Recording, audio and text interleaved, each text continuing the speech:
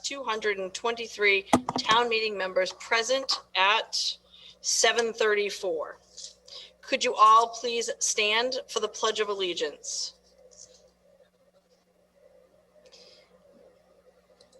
I pledge allegiance to the flag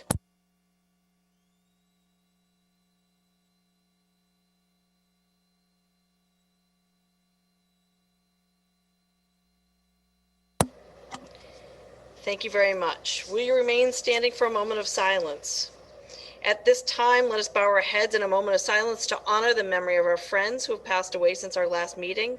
This evening, we honor the memory of former town meeting members, former board and committee members, and all those that have served the town. Thank you. You may be seated. So let's start town meeting. Just to remind everyone of the ground rules, I will read the title of each article, then I will recognize the sponsor. The sponsor will summarize the article. A motion will be made and seconded by town meeting members. So raise your hand if you'd like to make the motion or the second. As we did in the spring, I will read the recommendations of the Finance Committee and the Select Board, and then I will open the floor for discussion. If you wish to speak, please click the raise your hand at the bottom of the screen, or if you're dialing in, please press *9. I will recognize you first, those people who have not spoken this evening, and then second, those people who have not spoken on the article that's being debated. When you are unmuted, please give your name and precinct number each time you speak. All questions will be posed to me as the chair. Please I will make my best effort to get you the answers to your questions. Cross-examining is not allowed. The goal is to get information and use the information to make good decisions. While we have no speaking limits, please be brief and not repetitious. If someone has already made the point you wish to make, consider if it truly needs to be made again. And by clicking on the raised hand, your hand will be lowered and you can withdraw your question. We are here to discuss issues and not other people. We refer to issues, positions, and points of view. We avoid using names. We do not attack other people or question their integrity. We are here to do the town's business. We may do it in different ways, but let's respect the differences. If you've heard enough debate on a question, you may raise your hand, and when you're recognized, say, I call the question or I move the previous question. A 2/3 vote is required for passage. If it passes, debate stops, and the question before town meeting will be put to a vote. Proposed amendments to the main motion must be made in writing and sent to, here's the email address, which is also in your packet, tm@town.dartmouth.ma.us. If you're anticipating making an amendment, please get that to us as soon as possible.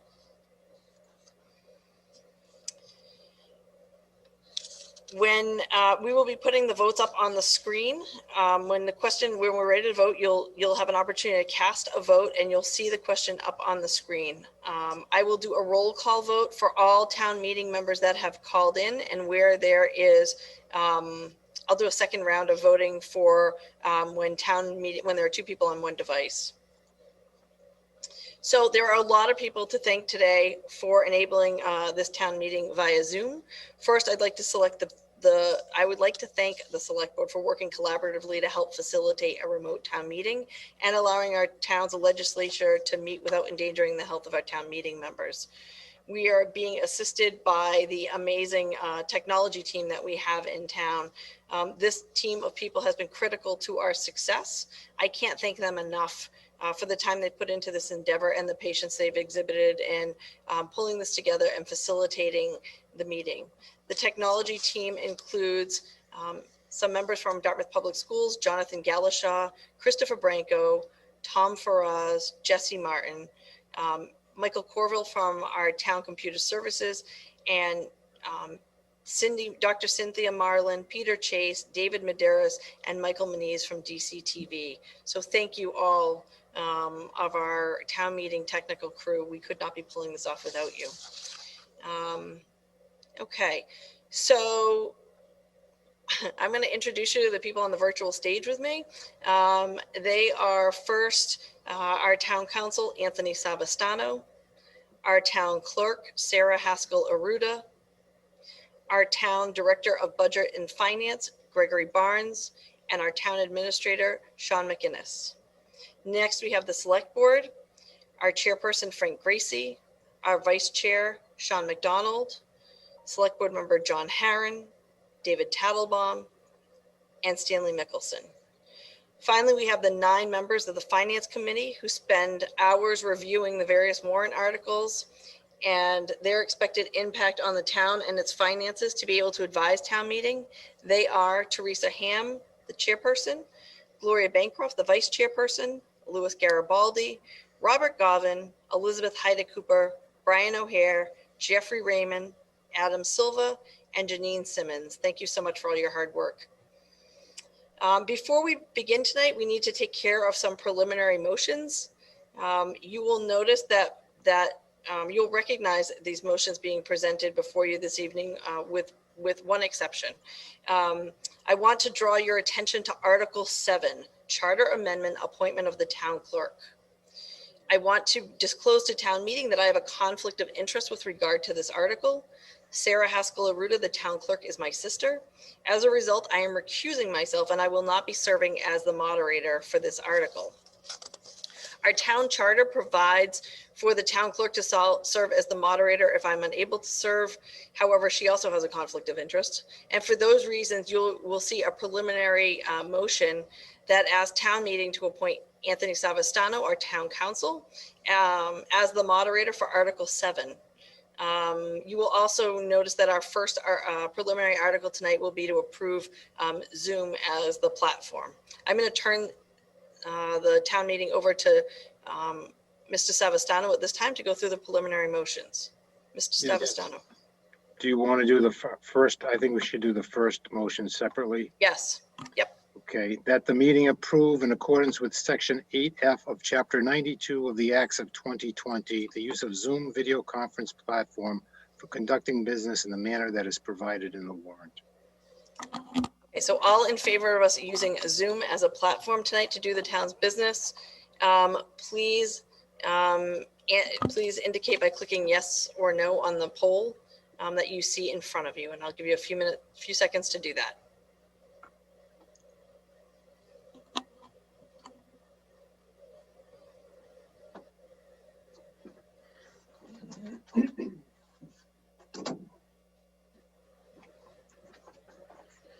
Okay, 5 more seconds and I'm going to close polling.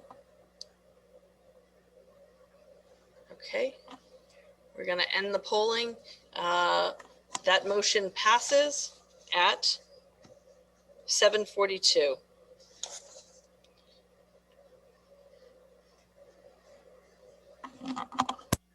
Moved that the meeting note the correct call of the warrant and the lawful posting and return of service thereon. That the moderator is hereby relieved from reading each article in its entirety and is allowed to refer to them by title and number. That the moderator is hereby allowed to take up action on any of the several articles out of numerical sequence as she may determine. That a telecount need not be taken on motions requiring 2/3, 4/5, or 9/10 vote, and that the moderator may declare whether the motion passes or fails, and that Town Council Anthony Savastano is appointed moderator pro tempore for warrant article number 7. Thank you. All in, we'll see that poll coming up soon. All in favor, please indicate on the poll.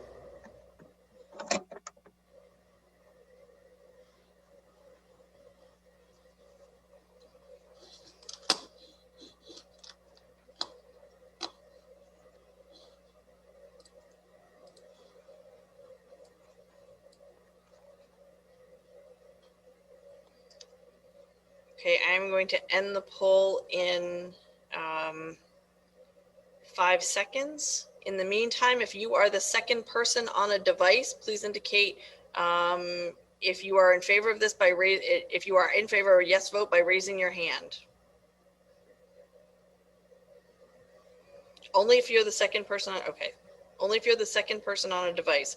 If you're only one person to the device, you don't need to raise your hand. I'll capture you in the polling, right?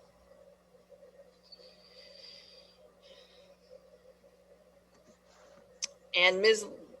Okay. Okay, you may lower your hand. I'm going to lower your hands, actually. If you are the second person on the device and you are not in favor of the preliminary motions, please indicate by raising your hand.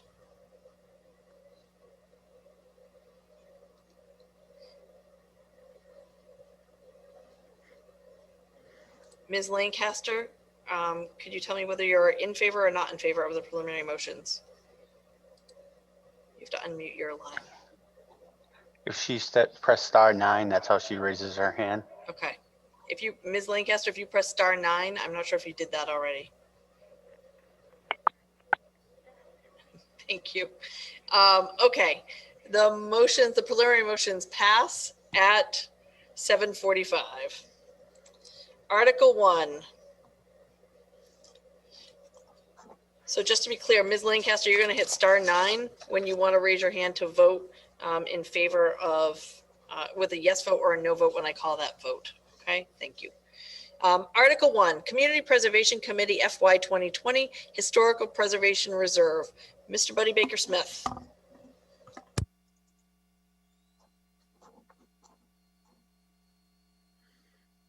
Hello, Madam Moderator. I move that the meeting approve this article. Can you tell us a little bit about it? Yes, this is what I would describe as a housekeeping article. The Community Preservation Act requires that the town set aside a minimum of 10% of expected revenues, either in commitment to a project or into reserve for each of our purposes of housing, open space, and historic preservation. We did not have a project last fiscal year, and we set aside $85,000 for, I believe it was, for the Historic Preservation Reserve. Subsequent to the fall town meeting, the state legislature committed additional matching funds from surplus revenue in the state budget. And to match the 10% figure, we needed to move an additional $5,000 to the Historic Preservation Reserve so that we were square with the 10% requirement. And because there was not a special town meeting warrant in the June town meeting, we are now doing that adjustment with fiscal 21 revenue. Fantastic. Could I please, I have a motion from Mr. Baker Smith. Can I have a second? You can indicate by raising your hand. Thank you. Finance Committee recommends 9-0. Select Board recommends 5-0. Is there any discussion on, thank you. I'm going to lower your hands. Is there any discussion on question 1? Are we ready to vote? Can we put up the question, please? I'm going to open voting. If you are the second person on a device and you are in favor of question 1, please indicate by raising your hand.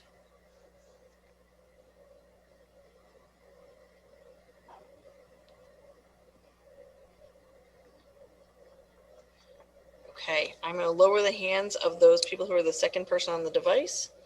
And if you are the second person on the device and you are against Article 1, please indicate by raising your hand. I'm closing voting on the screen in 5 seconds.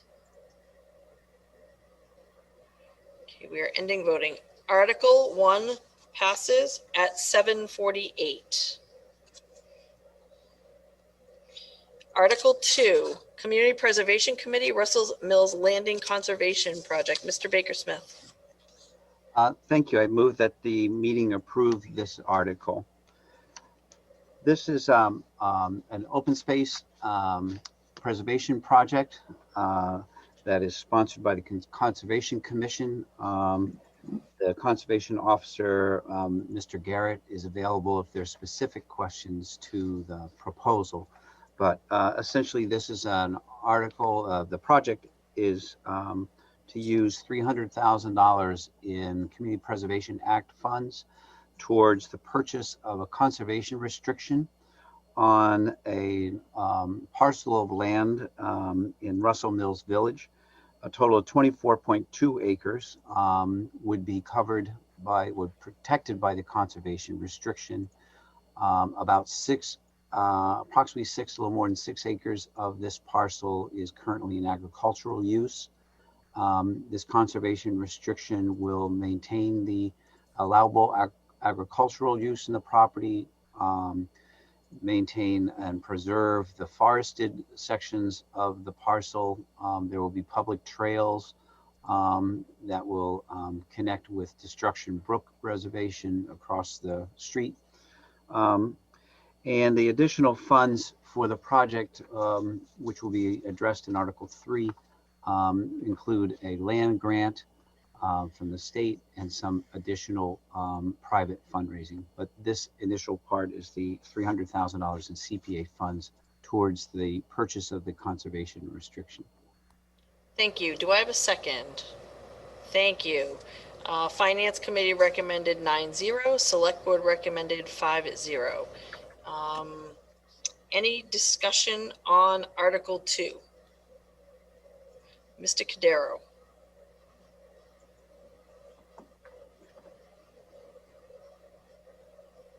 Okay. Any discussion on Article 2? Are we ready to vote? Okay, we're going to put up the poll now for Article 2. If you are the second person on a device and you are in favor of Article 2, please indicate by raising your hand.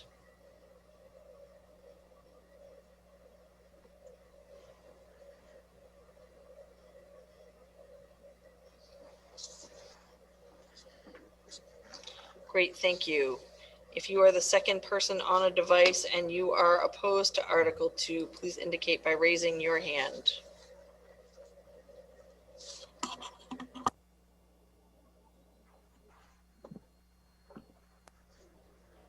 Okay, or on the phone if you're against Article 2, please indicate by selecting *9.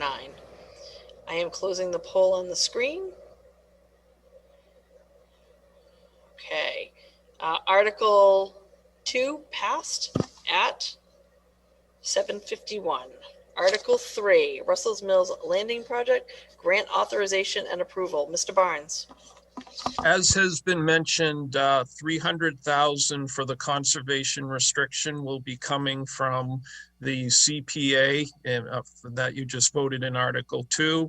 Another $200,000 will come from a land grant from the state that the town has applied to. An additional $20,000 will come from a donation for DNRT. This is all for the conservation restriction. Should be noted, another $80,000 will go toward the purchase of the property by DNRT. But in any case, what this article mainly does is it authorizes the town to accept the land grant monies. The grant itself has yet to be awarded, but if it is awarded, this allows the town to accept it. It should be noted, if the town does not get the grant, the project does not move forward. Thank you, Mr. Barnes. Do I have a motion? Thank you. And a second? Thank you. The Finance Committee recommends 9-0. The Select Board recommends 5-0. Is there any discussion on Article 3? Please indicate by raising your hand. Are we ready to vote? This requires a 2/3 vote for passage. Okay, let's vote on Article 3. If you are in favor of Article 3 and you're the second person on the device or on the phone, please raise your hand or dial *9.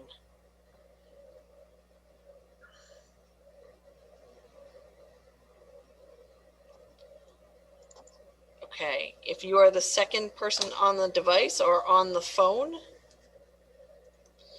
I'm gonna lower these hands right now. If you're the second person on the device, hold on.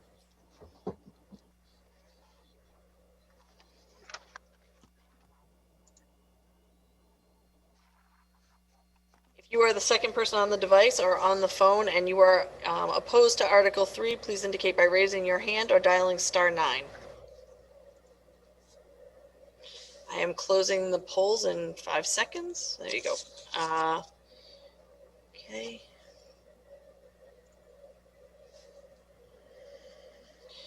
Article 3 passes at 7:54. Article 4, outstanding bills, and this requires a 4/5 vote. Mr. Barnes. Bills from prior years require that town meeting vote on them. In this particular case, there was a bill from the prior year. Monies were not available in that year to pay for it, plus it had been submitted quite late. So we're asking for $25,385 from water enterprise funds. This bill was to cover a energy efficiency project involving a well on Chase Road. In paying this bill, the town will receive several grants, one from Eversource and one from the state, because it is an energy efficiency upgrade project. So once the water department receives the incentive money. This is Buddy Baker Smith. I can't figure out why I'm not able. My voting is disabled on the poll.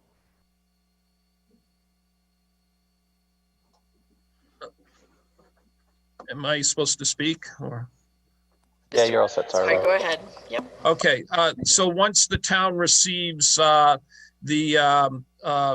incentive monies, the overall cost will be $2,904 to the town.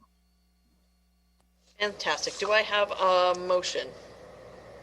Thank you. And a second. Thank you very much. Finance Committee recommends 9-0. Select Board 5 recommends 5-0. Any discussion on Article 4? Mr. Nunes.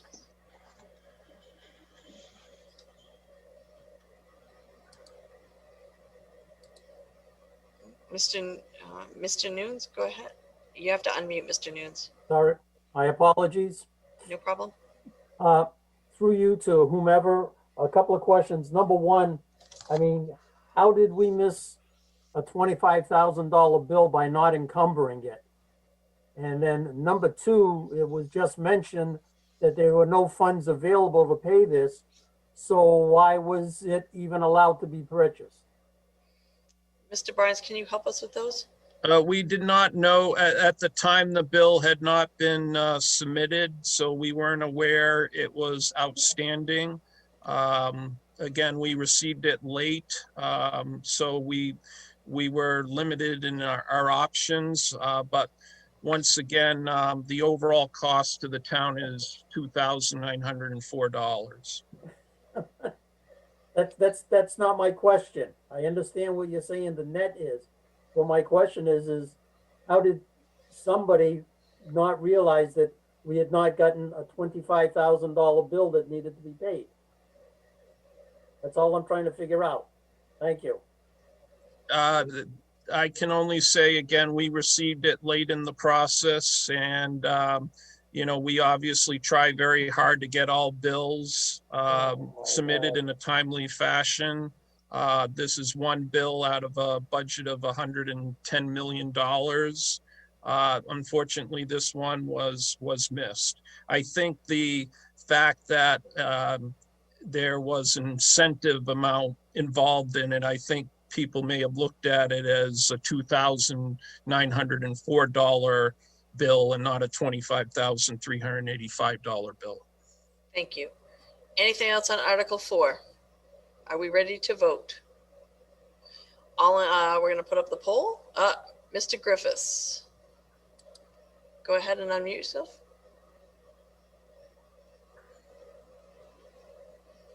Mr. Griffith, do you have a question?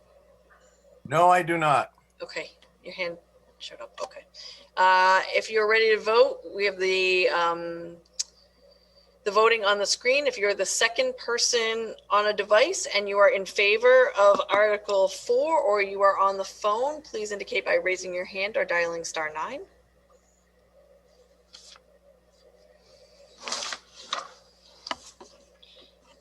Okay. If you are the second person on a device, and you are against this article, please indicate by raising your hand, or if you're on the phone, dialing *9, please. And I am closing voting on the screen. Great. Article 4 passes at 7:59.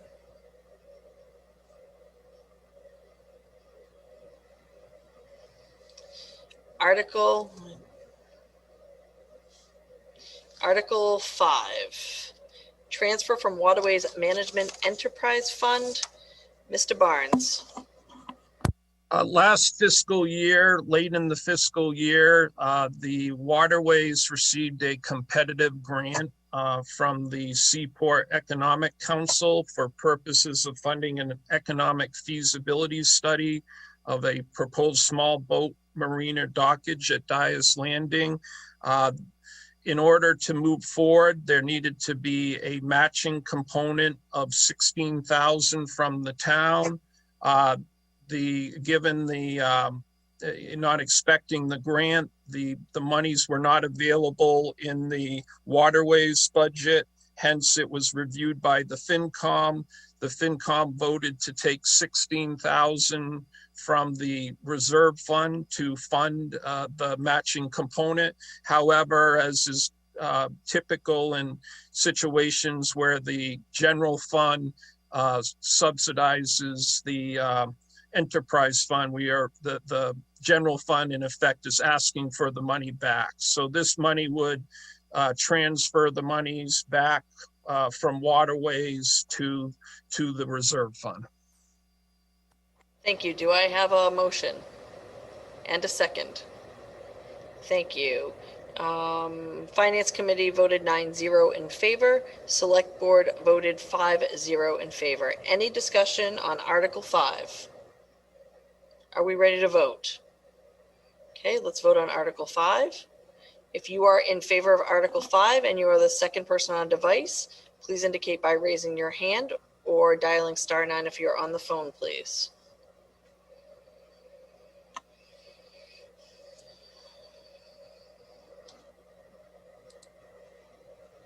Thank you. If you are opposed to Article 5 and you are the second person on the device or you are on the phone, please indicate by raising your hand, please. Okay, and I am closing the polling.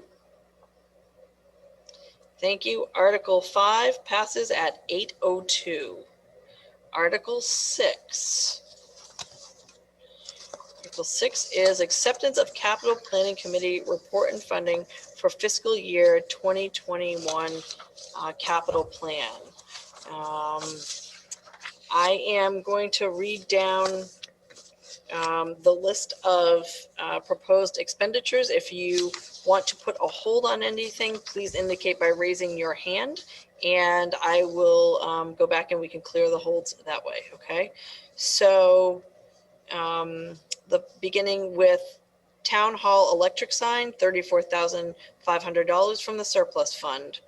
Four-wheel drive pickup truck with plow replacement, $62,000 from the surplus fund for a total of $96,500. Police Department, $37,941. Dartmouth Public Schools, $75,000. DPW Construction Division, $190,500. DPW Highway Division, $2,095,000. Parks and Recreation, $195,000. Okay, I'm going to go down the list and we'll clear the holds this way. Ms. Guiducci, you're going to unmute yourself so we can hear your question. Go ahead, Ms. Guiducci.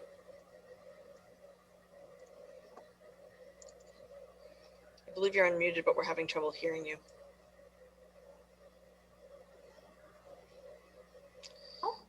Go ahead. Yep. Yes. I just need some clarification. Number one, I read the reasoning behind the expenditure. Which expenditure are you referring to? I'm sorry. I'm sorry, the town hall electric sign. Okay. And I was just curious to know if someone can give a little bit more of an explanation. And from what I read, it seems as though we have other ways of getting notification of emergencies. For example, notifications on our cell phones. As far as community events, we have Bay Coast Bank, which does, I thought, a pretty good job of having those events on their sign. So I was just wondering why we felt that the 34,500 was a good investment. And also, and number two, if the police chief is on the town meeting, if he could speak to whether or not this could be a distraction. Okay, let me see if we can get you some answers. Mr. McGinnis, go ahead. Sure. I can talk about how the electric sign was started, the idea with the stadium improvements next door, the Veterans Memorial Stadium. Parking has clearly been an issue for a number of years. A number of the issues the residents had with the events going on at the stadium was that they were not notified of the events, so they could be prepared for them. So that is how we started with the idea of the sign. And then with the COVID pandemic, it became even more necessary to inform the public of closures, alerts, statuses of governor's orders, and just to keep them generally informed, and also of elections and town meeting dates. It would have not necessitate the need for the portable sign that the police department uses for other public safety features. Thank you. Is Chief Levesque available?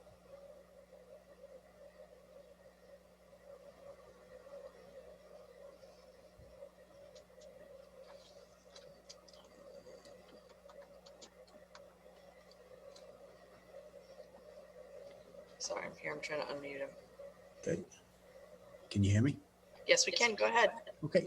Chief Levesque, just to answer the question about regarding if it was distracting or not, there is a code that, deals with signs in town and limits the distraction that they can offer. We also have a sign, a portable sign that we move around town and to display various messages, and there's obviously other signs in town. So I think I would leave the answer to the distraction based on the specific sign. I don't have the details on it, but essentially it is limited by the code in town and would have to comply with that. Great, thank you. Thank you. Ms. Guiducci, it looks like you have a follow-up question. You can unmute yourself. No, I do not. Thank you. Okay, sure. Ms. Moore, do you have a question? Yes, can you hear me? I can. Okay. One, I would agree that there's so many other ways to let people know what's going on. I mean, great to have a sign outside of Town Hall if you drive past there. I haven't driven past it in months. Is it going to be on 24/7, providing more light pollution? And how do residents in the area feel about this sign being there? Let's see if we can get you some answers to those. Mr. McGinnis, is it going to be on 24 hours a day? And did you get any comments from area residents? We don't plan on having it on 24 hours a day. We have not heard from any area residents. There is a similar sign right up the street at the church by Bishop Stang. So these signs aren't, I think there's a lot of them around town. If people start to look around, I think people barely notice them unless they're looking. So I think it's informative, but it will blend in to the scenery, particularly on Slocum Road. Ms. Moore, did you have a follow-up or are you all set? I mean, I still think that it's not really, I just don't see that we need one more sign, but no, I don't have any more follow-ups. Thank you. Mr. McDonald. Hi, just a quick question on the dump truck with the plow replacement for the DPW construction. Is it a four-wheel drive vehicle other than the two-wheel drive vehicle? And if not, what is the additional cost if you have to purchase a four-wheel drive vehicle? Okay, let me see if I can get Mr. Hickox to answer that. Mr. Hickox, are you on? Hello? Go ahead. That is not a four-wheel drive truck. That is a large 10-wheel truck. We did have a 10-wheel four-wheel drive, but we felt it was unnecessary.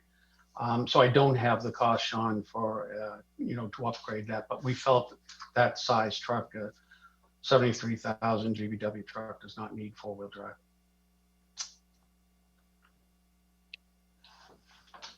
Do you have a follow-up, Mr. McDonald? I'm good, thank you. Ms. Costa Sullivan. I'm all set. Okay. Mr. Jackpot.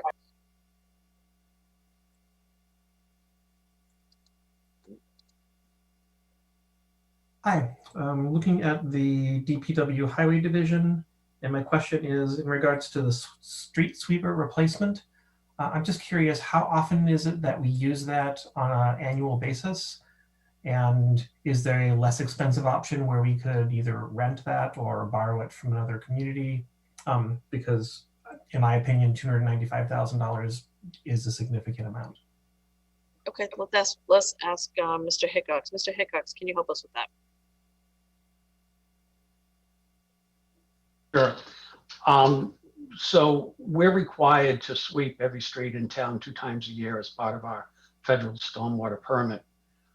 We also use these for cleanup after storms on the causeway.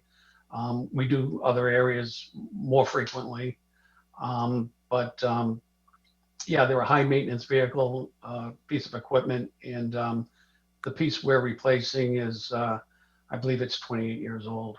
So, the maintenance gets you if you don't replace them. So we do use them frequently. Thank you. Ms. O'Connell. Yes. I was just going to speak to the sign for the town. And I do think this is not a question, but actually we shouldn't be relying on Baybank and Council on Aging to tell us what's happening in our town. And I think it's really important in these days when both federal and state government are asking towns to step up to communicating with their citizens, that it's a really important thing. And it's actually, of the budget, it's probably the least expensive thing on there. And so I was in favor of just putting out wooden signs, anything. We have a small red sign that says polling at the town hall. We need to be an engaged community, and if part of that is electronically messaging, I'm really for it. So I needed to speak to that. Thank you very much. Ms. Clark.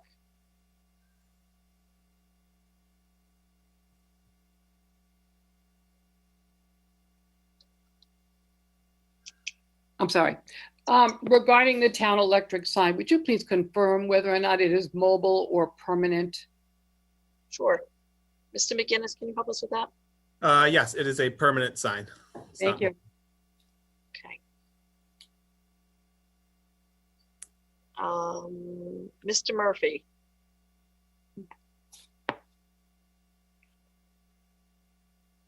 Yes, Kevin Murphy, Precinct 8. I thought Mr. McGinnis's comment about we're getting so many of these signs in town that people hardly notice them anymore. I mean, what's the point of putting up a sign that no one's going to notice? Thank you. Mr. Guillemette.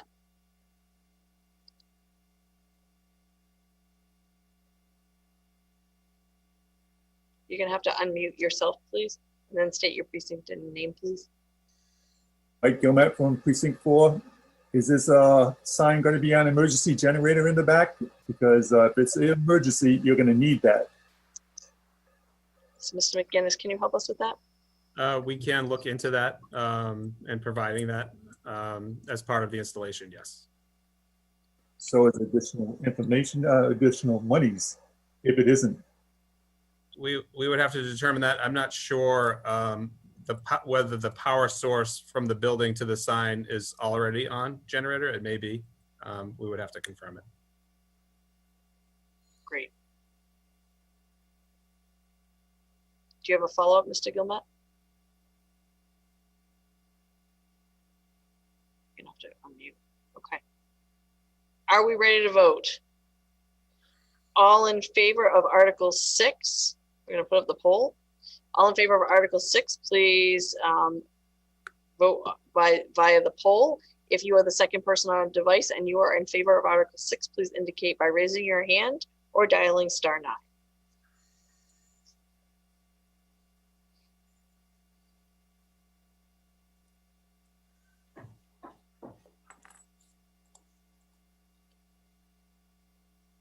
Okay. If you are the second person on a device and you are opposed to Article 6, please indicate by raising your hand or dialing *9.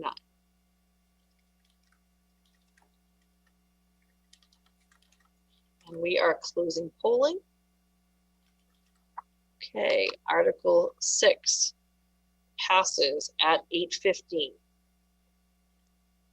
Now, Melissa, before you sign off, I'm not seeing the votes. I can see the hands, but I don't see the votes when you're calling the Polling. votes. I see a poll on my I will fix screen. that for you. Okay. Yep.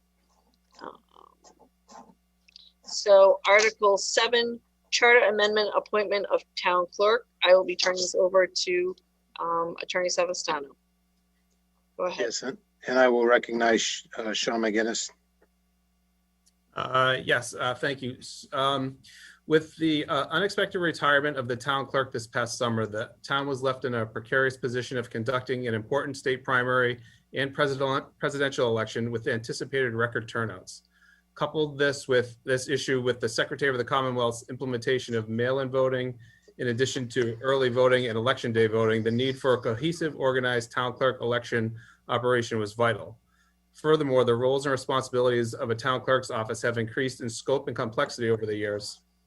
In order to avoid a situation like this in the future and be prepared for the ever-increasing responsibilities faced by the town clerk's office, the select board is requesting the town clerk position be changed from elected to appointed.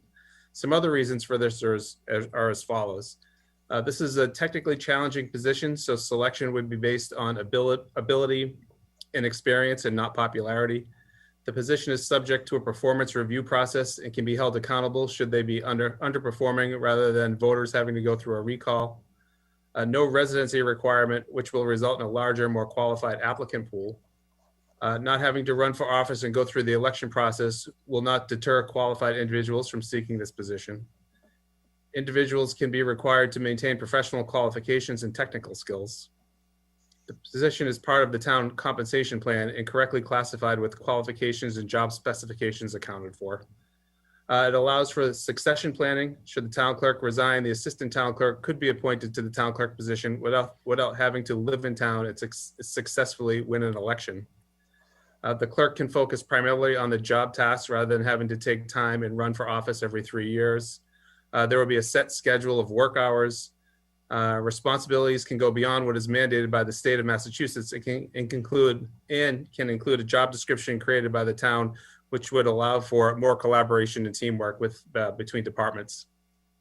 Just to give you some reference, many towns in the Commonwealth of Mass have transitioned from an elected town clerk to an appointed town clerk in recent years, but there have been no documented communities that have done the opposite, going from appointed to elected. And just to give you another frame of reference, the Massachusetts Town Clerks Association states that there's 200 town clerks that are elected in the state and 128 are appointed, and 23 didn't respond. But as you can see in the warrant, the wording in this article would modify the town charter to change the town clerk position from elected to appointed. Mr. Gracie, are you moving this motion? I need a motion and a second. Mr. Gracie? You have them. They raised their hand. Okay, I don't see them. Thank you. Okay, discussion on the article.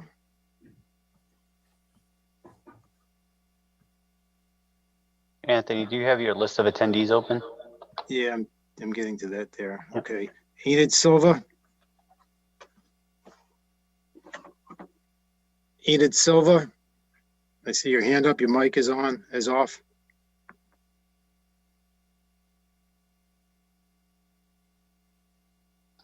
We still cannot hear you, Enid.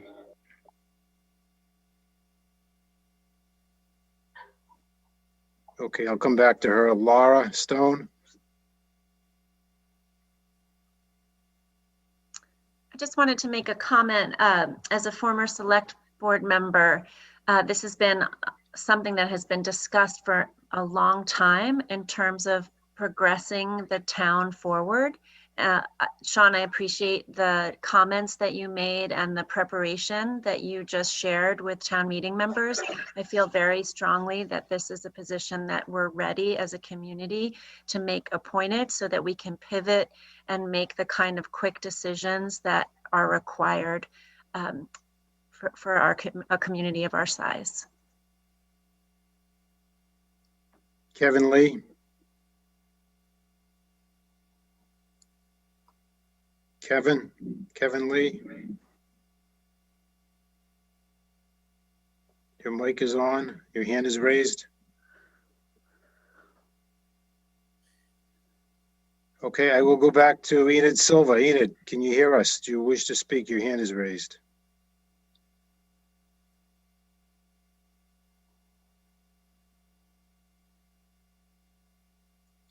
Okay, I'll move on to James Griffith. I think I'm unmuted now, Kevin Lee. Okay, go ahead. I just wanted to speak in support of this. I've had the privilege of working for the town for 31 years, and I've had a chance to see how the work of the town clerk unfolds from year to year.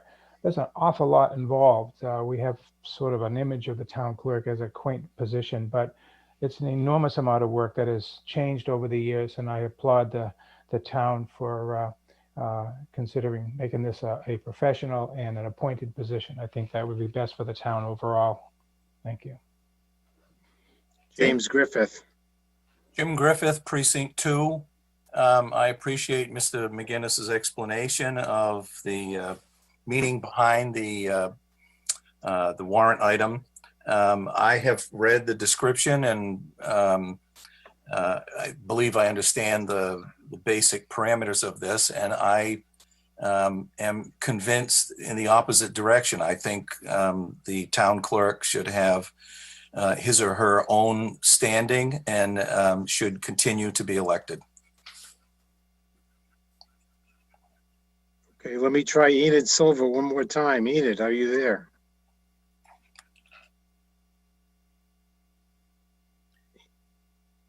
Enid, your hand is raised, but your mic is off.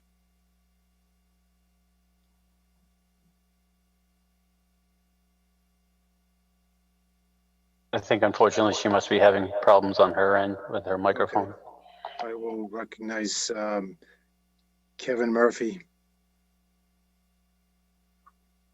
Yes, Kevin Murphy, Precinct 8.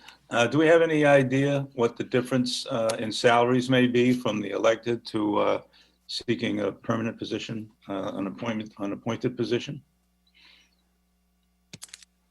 Right now, the salary is the same, would be the same as voted at town meeting. If the article were passed, we would do an evaluation for the position for FY22. It would be similar in salary, though. Thank you. I also think it's important to note that if this passes town meeting, it will then go to the ballot in April. So it won't be automatic. Town meeting doesn't approve this. Town meeting authorizes it to be put on the ballot, and then the voters will ultimately decide the question. I'm not sure if that was stated earlier. I did not know. Thank you. Okay, I'm going to butcher your name. Is it Dessa?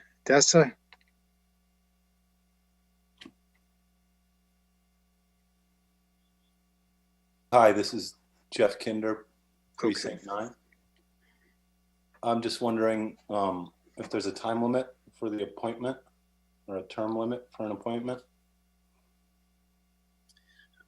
There's a few different positions. This would be a contract position, which would be a personal contract, and generally those are 3-year contracts. Thank you. Kempton Campbell.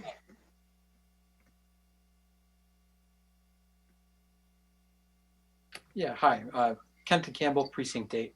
Mr. McGinnis, he outlined some pros to, moving this from elected to appointed. I was wondering if he could try to provide some transparency to the town meeting as to what are the cons of this. I understand that you believe that the pros outweigh the cons, but I was wondering if you could outline that for town meeting.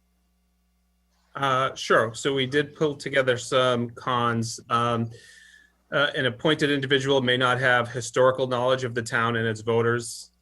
Some would say that reporting to the town administrator and being accountable to the select board could limit the independence of the town clerk. No longer directly accountable to the voters if they were appointed. And the perception of an appointed town clerk can be a closed system, where the perception of an elected town clerk can be considered openness of government. If I could do a follow-up, if that's okay. Sure. So with the Finance Committee, I believe they also recommended passing this. I was wondering if they had any other pros and cons that they could add to Mr. McInnes's list. Terry, do you want to take that? Terry Ham? Yes, here I am. Yes, we actually looked at this option a couple of years ago when the town clerk who was there at the time came to us looking for a specific change in salary, and we felt at the time that it was inconsistent with the other departments to have one office not able to receive the same salary that other offices had received, department heads. So we looked at this from a different point of view. We did not see the concern about independence because the position is very highly regulated and prescribed. There are specific things that position has to do. So there's very little option for independence per se. What has to be done is regulated by law. We didn't see a downside. I'm thinking back to conversations that we had as a finance committee, and I don't recall people being concerned about changing this to an appointed position. Okay, Enid, one last time. I keep trying. Can you try again, Enid, with your mic?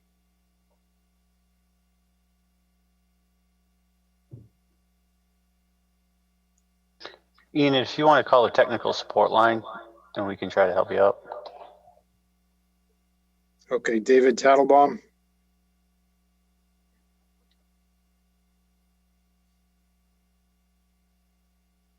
I would also add that this is an excellent opportunity because we now have an appointed temporary interim town clerk, and we don't have an elected official where we have to decide whether we want to go against an elected official. It's a great time to do it. We've had debates about this for years. And I would also add that the concerns have always been about independence, and the Finance Committee, Terry just notated that there was so much regulation and so much oversight, and also the town clerk's job is also becoming so fast that the election responsibility is becoming a smaller part of the responsibility, and so much other, which has to do with administrative efforts throughout the town, licenses, et cetera. And we see that expansion coming fast and furious, all the more reason why the town administrator and the select board can administrate that job. Thank you. Let me just make one correction. She's not an interim. She is appointed to the clerk's position to serve out the remaining term. Wrong. Okay. Sorry. It's okay. Okay, I don't see any more hands. So, oh, David, your hand's up again. Okay, I'm going to call for a vote. All those in favor? And Peter, I don't see. Oh, there it is. Okay. So if you're in favor and you're on a second device, you want to raise your hand, please, or on the phone.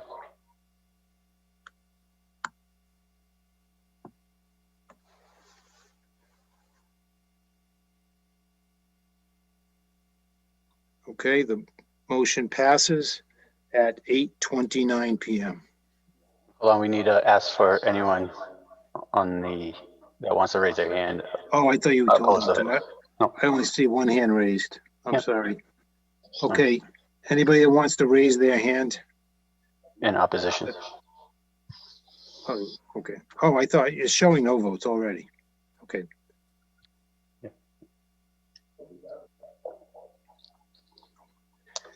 Motion passes at 8:29 p.m.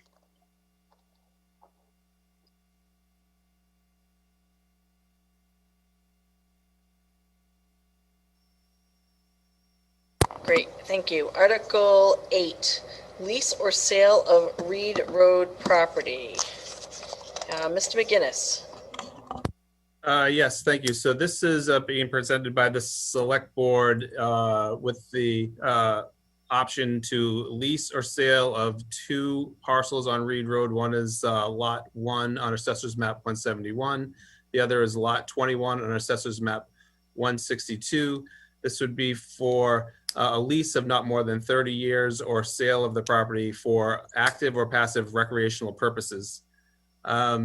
This is the desire of the select board is to use the property for recreational purposes. If it is approved here at town meeting, there would be a procurement process, a request for proposals, in which a scope of work or the desire of the board would be presented as part of that request for proposal. Applicants would apply with their plans for the properties and their sale price or lease agreement for the property if this were to pass.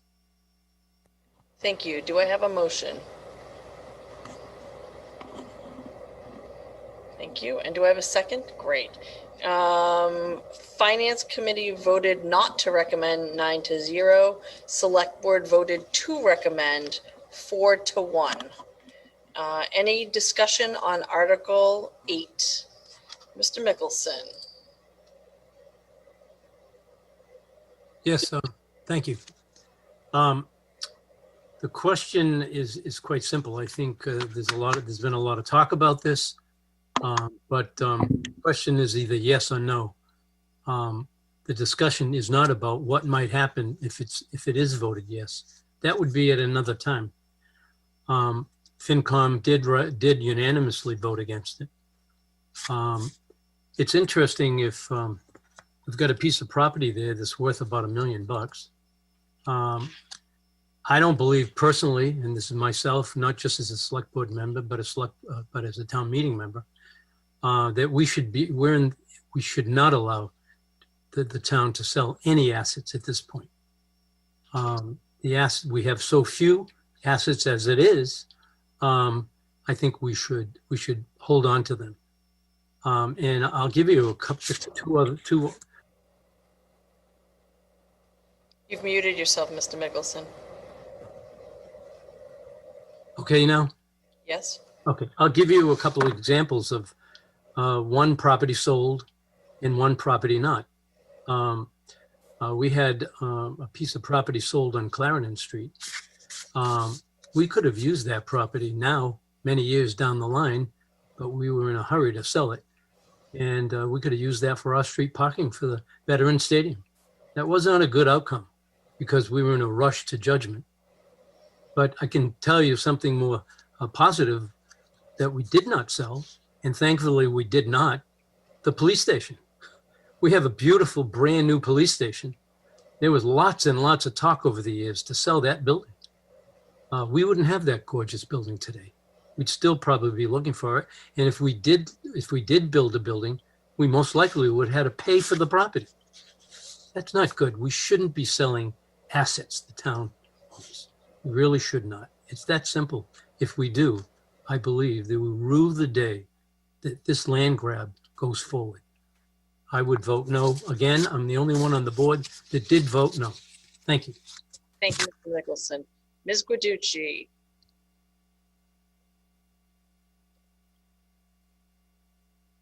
Precinct 9.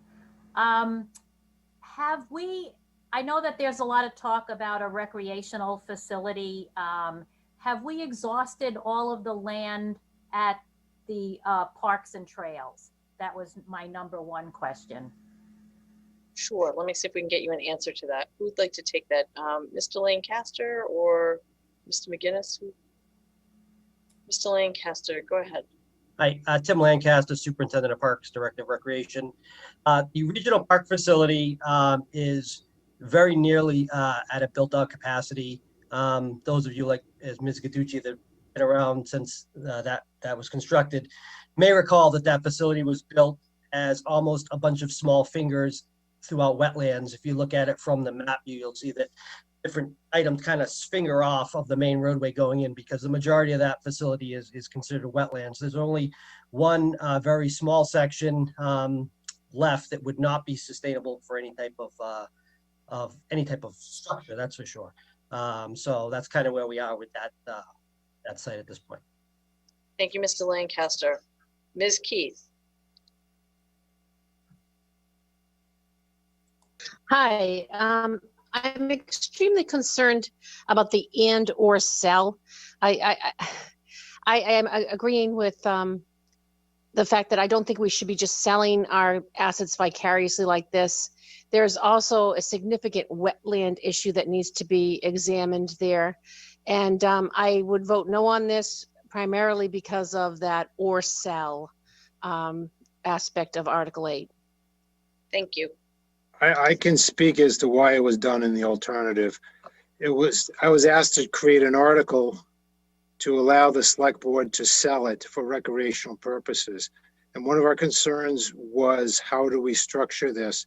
We wanted to make sure that if somebody who purchased it was committed to doing the recreational activity that the select board wanted for this property.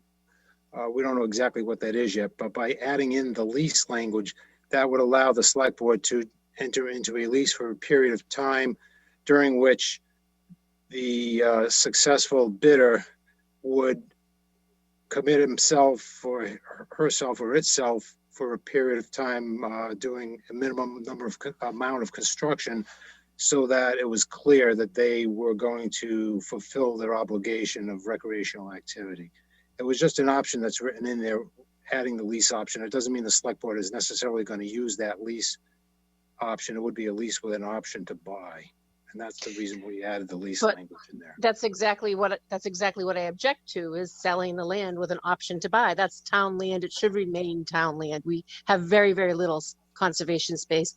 And then also, as time goes by, it's used for recreational purposes for 30 years, and then suddenly it gets changed. So it's no longer recreational property and it gets developed. So I really think that we should keep this gem of a piece of property owned by the town, but that's just my personal opinion.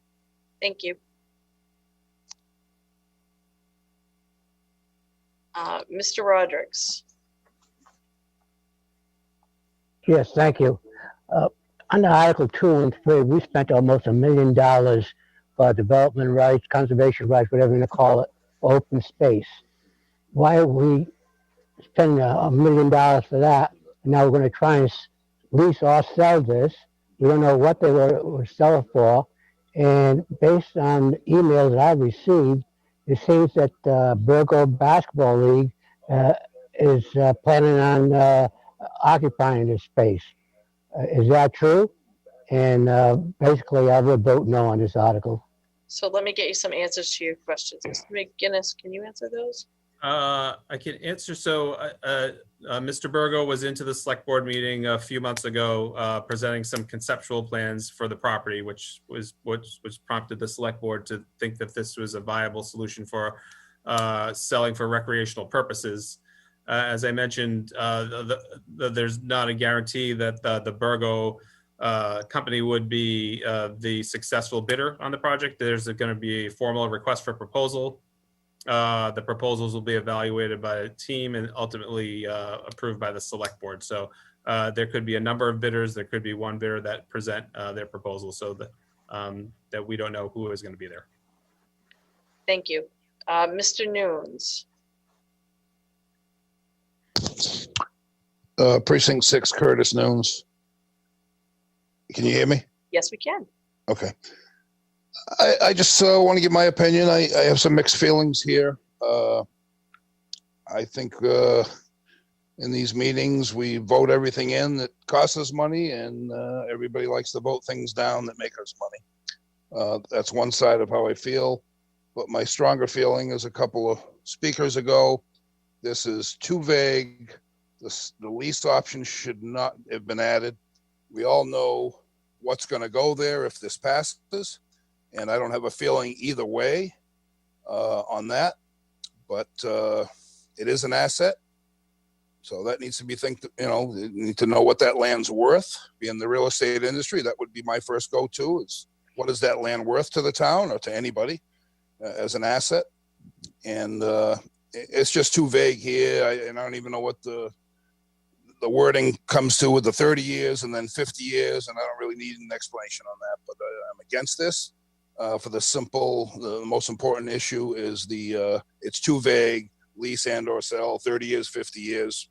Let's narrow it down. Let's call it what it is and where this property is going to end up, like the gentleman just mentioned recently.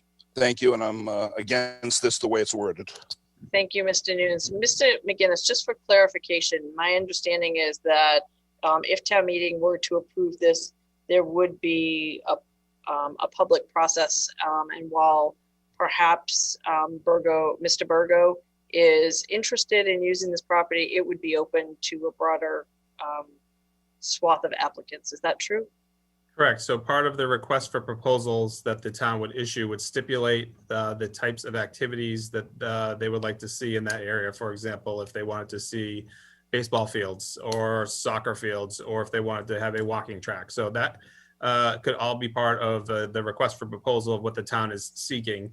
The applicants would then present what they would like along those lines, and they could offer more. They could offer a hockey rink in addition to those things, or they could offer for less. So then the internal team and the select board evaluate the proposals to find the best proposal for the town and the property.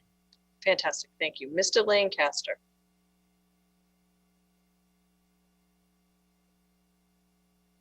You have a question for me, Madam Moderator? I'm sorry. No, but your hand was raised. I'm sorry. I didn't know if you had a comment. I don't. I can answer any questions that anyone have. I believe the chairman of the park board would probably be best to. That's no problem. I just saw your hand raised. I wanted to make sure I acknowledged you. Thank you. Mr. Fletcher. Ms. Fletcher. Yes, Chris Fletcher, Precinct 5. I just had a question. I know there was a letter sent out on behalf of the Department of Parks and Recreation saying that they had a consultant involved looking at the remaining properties that the town owned, that were available as sort of public space. Could somebody enlighten us to what that consultant's been hired to do, and why we should wait for the results of that consulting effort? Sure. Let me see if we can get you an answer to that question. Mr. McGinnis, was that done as a town? Yes.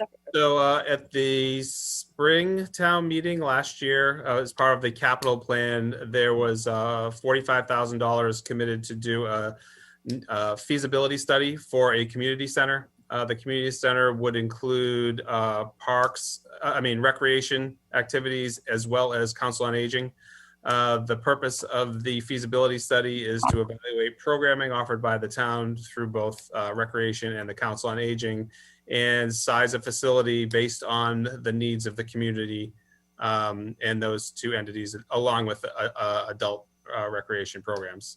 The vendor was selected, Bergman Hendry Architects, and they had started the process, although with COVID, part of the process is to have workshop meetings, and due to COVID, they could not get together. So it was put on hold for a little while. It's been picked back up. There'll be a survey going out next month to address the community and see what their needs are. It's a short survey.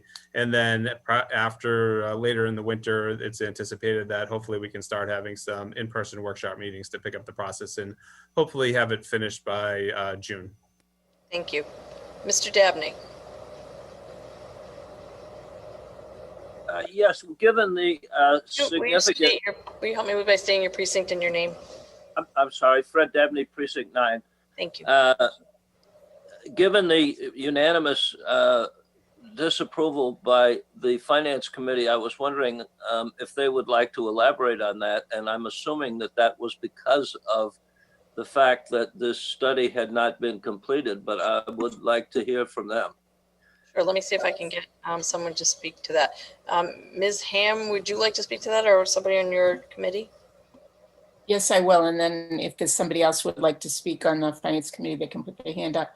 Sure. We, in looking at this article, we considered where it fell in planning. We didn't see any planning that involved this where it was in the priority. There were a number of factors that we heard about the feasibility study that had been in process but hadn't been completed. We recognized that the town in the town plan workshop spent a long time talking about the need for a recreational facility. That appears to be a need, but we were concerned about a lack of context with this. We were also concerned because we understand that there are very few parcels of land still available, as somebody mentioned earlier, and it was not clear to us what the priority was for use of these properties. Try not to tell anyone. I would say that, and then as I said, if there's somebody on the Finance Committee who would like to add to what I said, feel free to put your hand up. I can't see it, but I think the moderator can. Yeah, I'm not seeing anyone else raise a hand from the Finance Committee. Thank you for helping us understand the Finance Committee vote. Ms. Isherwood-Moore. Elizabeth Isherwood-Moore, Precinct 9. I would have to say that I agree with most of the previous speakers. I think this is too vague to take a vote on tonight, especially where the Recreation Committee has requested that we postpone a vote on it, and I would like to make a motion for indefinite postponement. So I have a motion for indefinite postponement. I'm going to lower everyone's hand because I need to see if we have a second. So I'm going to lower hands.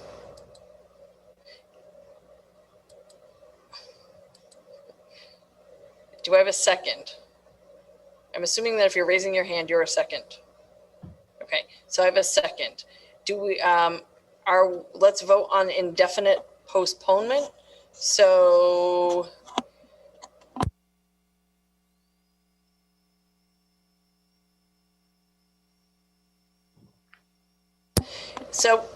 since indefinite postponement, we do not have a slide for, what I'm going to ask is that if you are in favor of indefinite postponement, please indicate by raising your hand now on the screen. Melissa, that is a debatable question.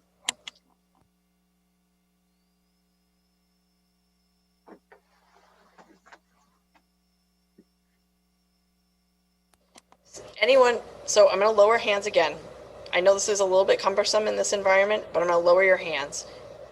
Is there any discussion on indefinite postponement? So, Mr. Simmons, discussion on indefinite postponement only, not on the article.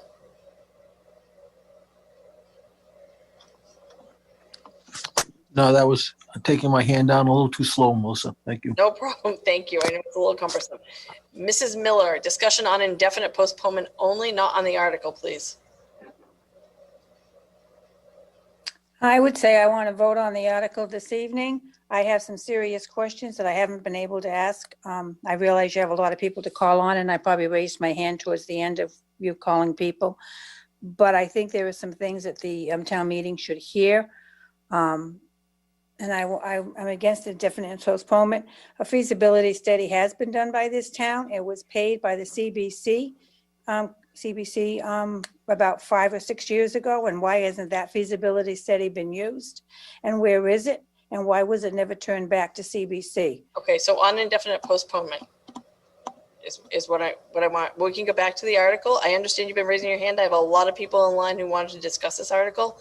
Mr. McDonald, on indefinite postponement. Thank you. I think the article should be voted on, whether it be voted up or down. The people in the neighborhood need to know how the town feels about the article, and anybody who is looking to do anything on this land should also have the ability to move forward to find out whether or not the town really wants to entertain any type of a motion. To leave this out in perpetuity until another time just gives the neighborhood and the people surrounding the area something to worry about over a long period of time. They have enough to worry about, with the lake and whatnot, and also the people who, any entity who's looking to do anything on this property should also know exactly what to do so that they can move forward. Thank you. Mr. Burgo, on indefinite postponement, please.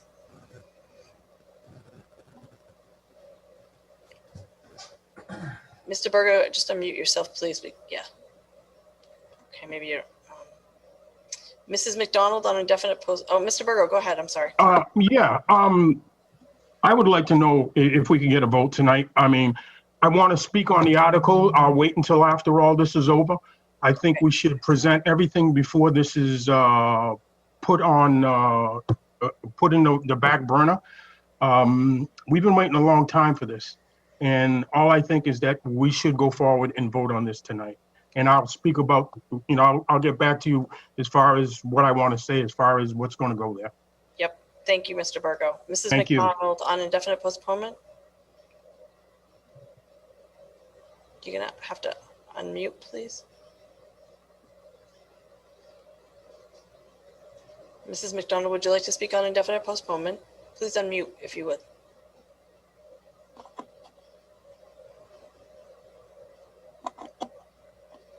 Go ahead, Mrs. McDonald. There you go. Oh, you have to hold the space bar down. Mrs. McDonald, go ahead. We can hear you. Oh, okay. Can you hear me? Because Yes, I don't we know. can. Yep, go ahead. I don't know how to do this stuff. You're doing a great job. I'm totally against, postponing this article because there's information that should be coming out, has to come out and let people know what really happened with this property years and years ago.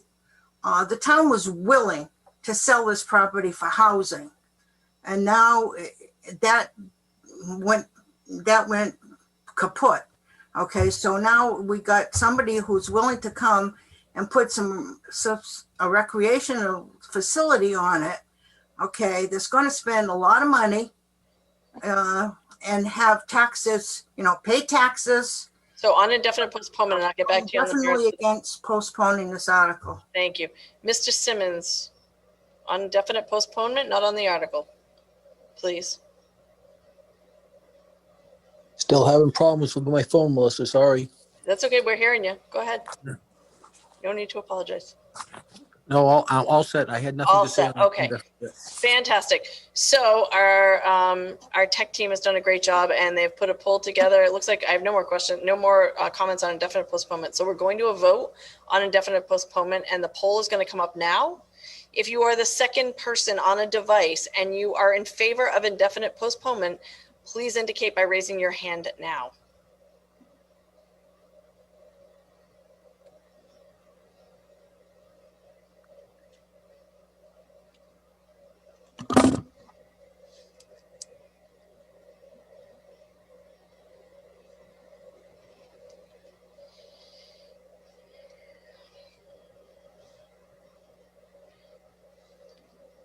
If you are the second person on a device or on the phone and you are, I'm going to lower your hands, and you are against indefinite postponement, please indicate by raising your hand now.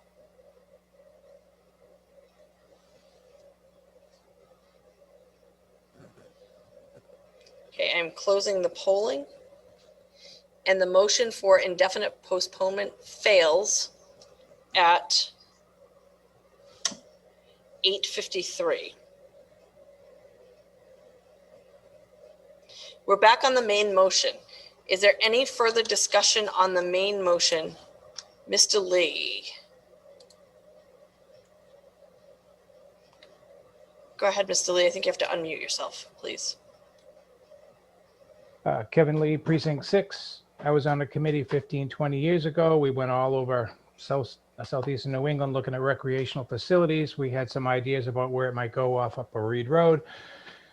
nothing ever happened. And if we just kick this down the road again and not do anything on it, we get another whole generation of kids who are not going to have recreational services in the north end of town. We keep talking about how much we need it. We have an opportunity now. They got the land. You have an entity that's got a real good shot at getting it. They have proved their worthiness and follow through with the program they run with Virgo basketball down on Slocum Road.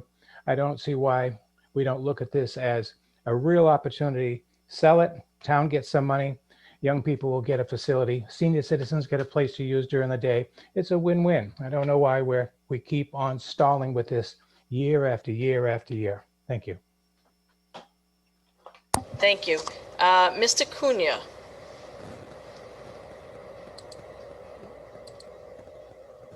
Hi, Precinct 1, Dave Cunha. I'm going to just agree with the last speaker.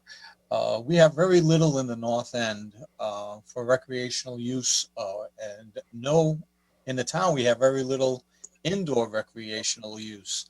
As a grandparent and also parents that are out there, every weekend, every weeknight, we're driving out of the town of Dartmouth to go someplace. We're going to Fall River, New Bedford, up in Taunton, that all have nice facilities.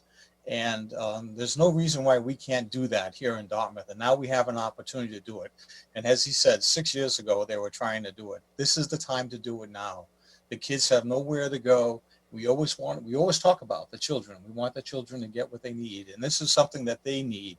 And we need it also in the north end of the town. Thank you. Thank you. Ms. Cabral. You may have to unmute yourself, Ms. Cabral.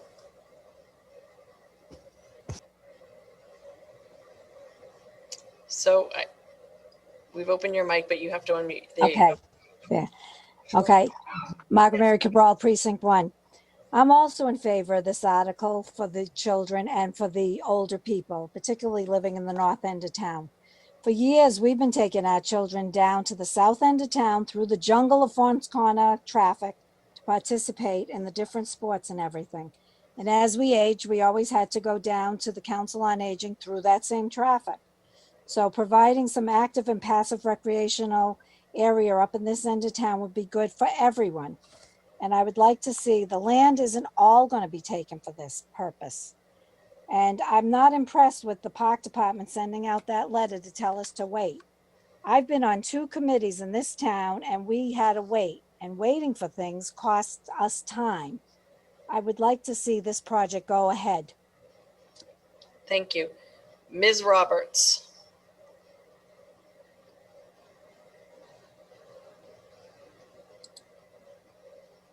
I think you need to unmute yourself, Ms. Roberts, please. Unmute. Okay. There you go. Cecilia Roberts, Precinct 4. Part of my issue with this project is it was initially presented as something that the select board was just thinking about and it would be nice. Yet I've received emails as a town member. I've had other town meeting members called on and by the person proposing the plan, and it presents itself as the one who's already been approved, which to me lends itself to a non-transparent system that we're going through. If we are talking about being open, then why is Mr. Burgo sort of presenting himself as the one to develop this property? I mean, there's been, great posters and again, phone calls to town meetings asking them for their vote. And I just find that it just doesn't lend itself to me to be an open and fair process when it sounds like it's a foregone conclusion that if we choose to lease or sell this property, that is the project that is going there. As it's been presented very publicly. And I disagree with the point of waiting for a feasibility. If we've already spent money to determine the needs of the town, why are we going to waste that money and not wait until we know what the results are before deciding if this is a good idea to lease or sell this particular property. Thank you, Ms. Roberts. Mr. McGinnis, I just want to make sure that I'm clear about the process. There is an RFP. There is no particular applicant for which there is a foregone conclusion that they will be able to buy or lease that property. Is that correct? That is correct. Okay. Mr. or Ms. Vieira, I'm not sure who wants to speak. Hi, Joe Vieira, Precinct 6, also the chairman of the park board. For those who received the letter, it was an informational letter, just to remind everybody that the town did go into a contract to conduct a feasibility study to determine our future needs. The town has 3 parcels that are remaining for future growth. One of them is the Reed Road parcel. The other 2 is the old police station, and the property behind the DOIAA. Other than that, there's no other property that we know of that's available for any type of growth for our kids. We're not making land. We're getting rid of land left and right. You have no dog in the fight as far as what's going on up there and what the selectmen are doing. Quite honestly, I think it's irresponsible to be getting rid of any land or doing anything until this feasibility study is complete. Once it's done, it may indicate that there's a need up there, a need down south, who knows? This study will be transparent, as Mr. McGinnis said, that there would be surveys sent out to residents, people with children. I've been involved in youth sports along with the other 4 members on the board, probably close to 30 and some of them 40 years. So our heart is in, like Mr. Burgo, and he does a great job over there at his property, the McBratney property. But I think at this time, we're asking that basically the brakes be put on this, let the study get put into place. Hopefully by next June, it's only a few months away, or in COVID time, it's probably 3 years away, but let's get this study complete. Then we can come back to town meeting. And then if it looks like that property is good for what we need, then the selectmen will do whatever they want to do with it. And if Mr. Burgo is the bidder or whomever, or some other developer who wants to come down and build a facility, that would be fine. But we're asking that everything be placed on hold and vote no on this article right now until the study is complete. Thank you. Mr. Harron.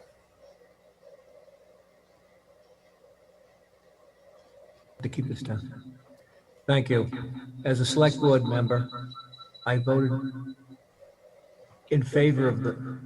If there's another device, Mr. Harron, might you mute it? Because As a select board member, I voted in favor of this because it would help us with our senior citizens. The seniors have nothing in the northern end of town, and they deserve something, and they deserve it now. Great. Thank you, Mr. Harron. Mr. Boulay.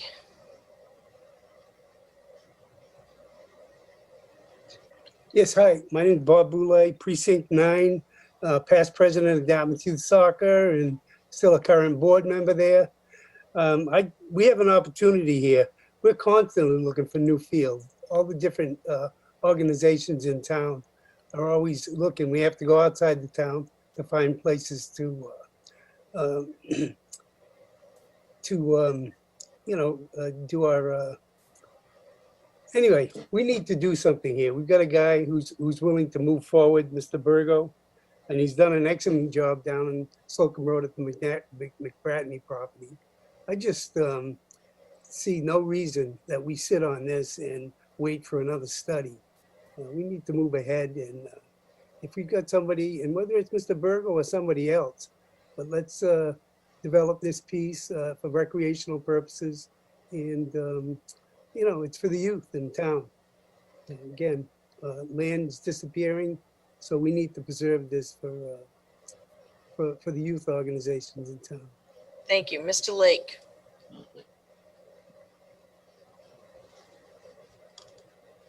I'd like to move the motion, please.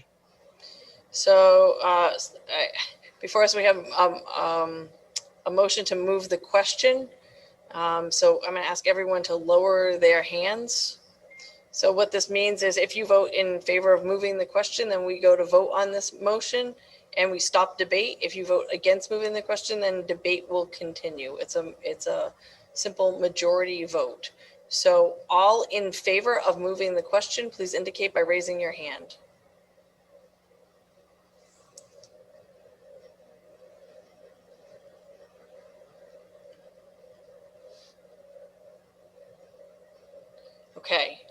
I'm going to lower hands. If you are the second person on a device, let me get all the hands lowered first. If you're the second person on a device and you are in favor of moving the questions, please indicate by raising your hand.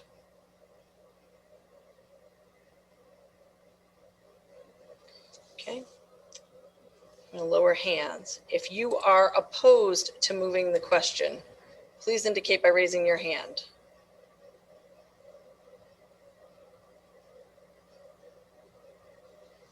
Okay. If you, I'm going to lower hands now. If you are the second person on a device and you are opposed to moving the question, please indicate by raising your hand. The motion to move the question passes at 9:04. So on the main motion, I'm going to lower hands. We're going to put up the poll, and you're now voting on the main motion on the screen. If you are the second person on a device and you are in favor of Article 8, please indicate by raising your hand. Or if you're on the phone, *9.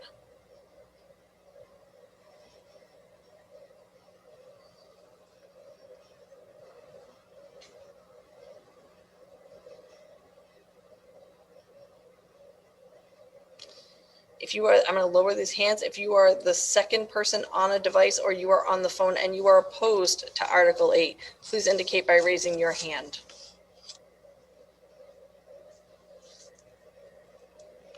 And I'm closing polling.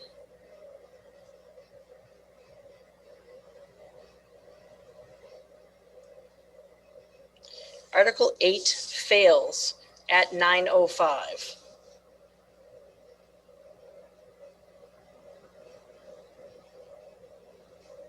Article 9. Article 9 is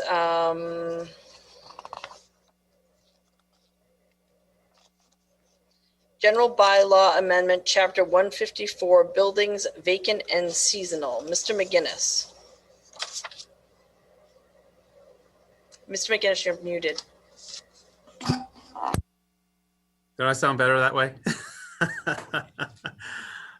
This article would add a chapter to the general bylaw regarding vacant and seasonal buildings. I think over the years with development in town increasing, neighborhoods have become a little more densely populated, and properties that are not well maintained or unsafe are more noticeable in the community.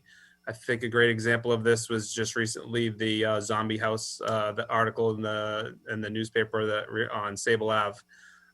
This article was in place before that article, but there's a need in town to maintain the health and safety of the community in regard to some of these properties that may be unsafe or hazardous. So this article and this new chapter would allow for vacant buildings to be registered within town, which would give the Director of Inspectional Services the opportunity to inspect the buildings for, like, as I said, for the health and safety of the community.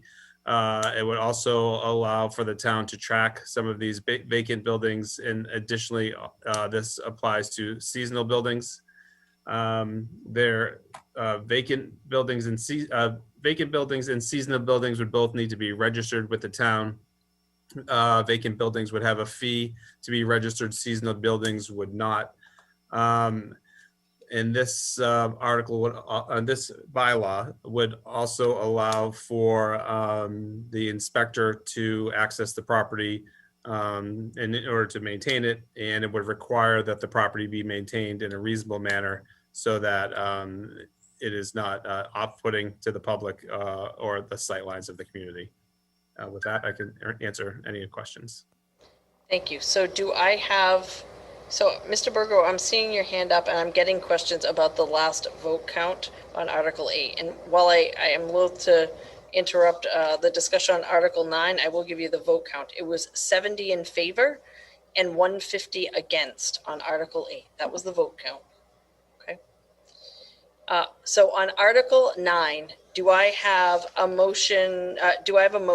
Indicate by raising your hand, please, on Article 9. Thank you. Do I have a second on Article 9? Got a second. Finance Committee voted 7-2 to not recommend on Article 9. Select Board voted 4-1 to recommend on Article 9. Madam Moderator, I failed to mention, so as in the approval of the warrant at the Select Board meeting, they had approved this bylaw amendment with some small changes. So there would be an amendment to this to incorporate those small changes, and I don't know how you want me So to. I have that, and the amendment is now up on the screen, and my understanding is Mr. McDonald would like to make that amendment. Go ahead, Mr. McDonald. Thank you, Madam Moderator. I move that the proposed general bylaw, chapter 154, as described in Article 9, be modified as follows. In section 154-2, in the definition of vacant building, delete the term 30 and replace the term with the term 60. In section 154-3, A, 2, delete the term 30 and replace it with the term 60. In section 54-4A, after the word maintained, delete the language in a well-kept manner and insert the word reasonably before the word maintained, such that the section reads, the owner of a vacant building or of a seasonal building, when it is not occupied and in current use by the owner, shall ensure that the landscaping of the property upon which the building is situated and reasonably maintained. Okay, so you're making this motion. Do I have a second on the amendment that is before us? I have a second on the amendment. Is there any discussion only on the amendment before us? So, Mr. Gracie, no discussion on the amendment. Are we ready to vote on the amendment to Article 9 only? Mr. Burgo. Can you hear me? Yeah, I can. Okay, I just like to, I want to find out something, and it's not about this article, and I know we've gone through the other one. How was I not, I told you I wanted to come back before we voted and let the people know what we were doing. And okay. I wasn't given that opportunity. You're and right. So let me explain to you, one of the rules of town meeting. So what happened was Mr. Lake said, I moved the question. At the point that someone moves the question, I then go and I ask town meeting if they want to hear any more debate on the question.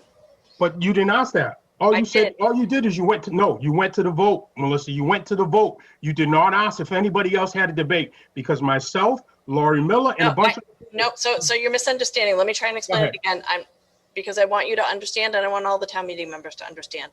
When Mr. Lake said I move the question, we now vote on his motion to move the question. And what I explained to town meeting was a yes vote on moving the question meant we would end debate, and a no vote on moving the question meant we would continue the debate. And I voted on, and the town meeting members voted on that, and they voted, hold on, let me do the math for you. No, you already told me the math. No. This is on moving the question, Mr. Burgo. Okay, they voted 134 to 55 to end debate. Once town meeting votes to end the debate, we don't have any more debate on the question, and we go to vote on the main motion. I can appreciate that you're frustrated, but I'm telling you that town meeting indicated by voting on moving the question that they didn't want to hear any more debate and they were ready to vote. But they never heard, it wasn't that it was a debate. They never heard anything about what we're proposing or anything. And the thing is that that's not fair. That's not fair that we cannot tell you what we want to do there, and to let the people know that this was not a decision that was made already, that we had to go through the bidding process. It wasn't just Burgo. But the thing is that we should have been given an opportunity to present our case, and I wasn't, and that's not fair. So I hear your frustration. I'm telling you what the rules of town meeting are. I'm governed by a book called Town Meeting Time, which is available at the public library. This is way out of order. So I'm trying to explain it, but these are the rules of town meeting. Town meeting voted to stop debate. I can appreciate that you're frustrated. I'm sorry that you feel that way. I'm following the rules of town meeting, Mr. Burgo. Okay, Thank well, you. I got to put this in the paper because this is ridiculous. I think you should do that. Thank I'm you. going to. Okay, we're back on Article 9, and the vote that is before us is for the amendment to Article 9. So all in favor, we're going to put up the poll. All in favor of the amendment to Article 9, please indicate by raising your hand. If you're the second person on a device, please raise your hand or dial *9.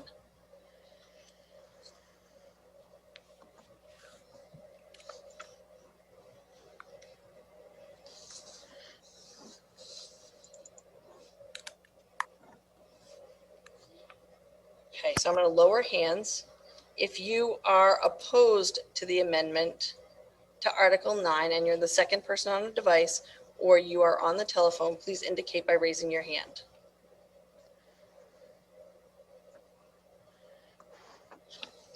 Okay, and I am ending voting for the poll. So the amendment to Article 9 passes at 9:14.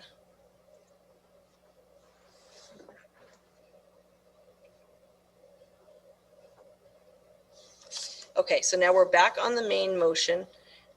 Do we have any discussion on the main motion of Article 9 as amended? So, Ms. Langhauser.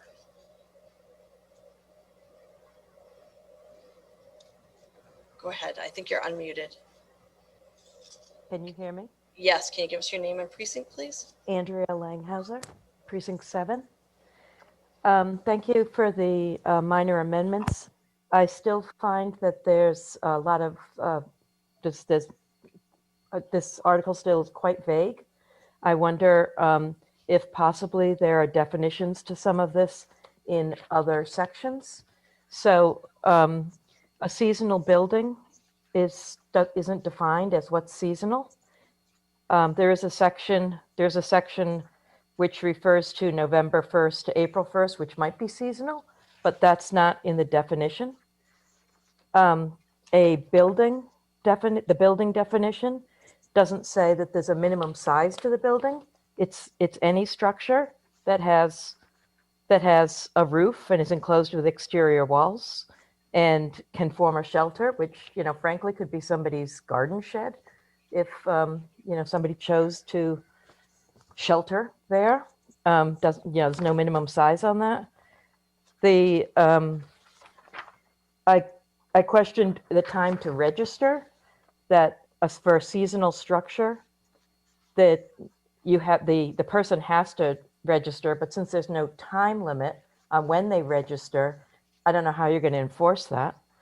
The same thing with notifying people in Section D there. I just find that it's a really good intention and it's wonderful to clean up properties that people aren't taking care of, but I think there's still too much. This article is really vague and will be very difficult to work with. Unless all these questions are answered somewhere else.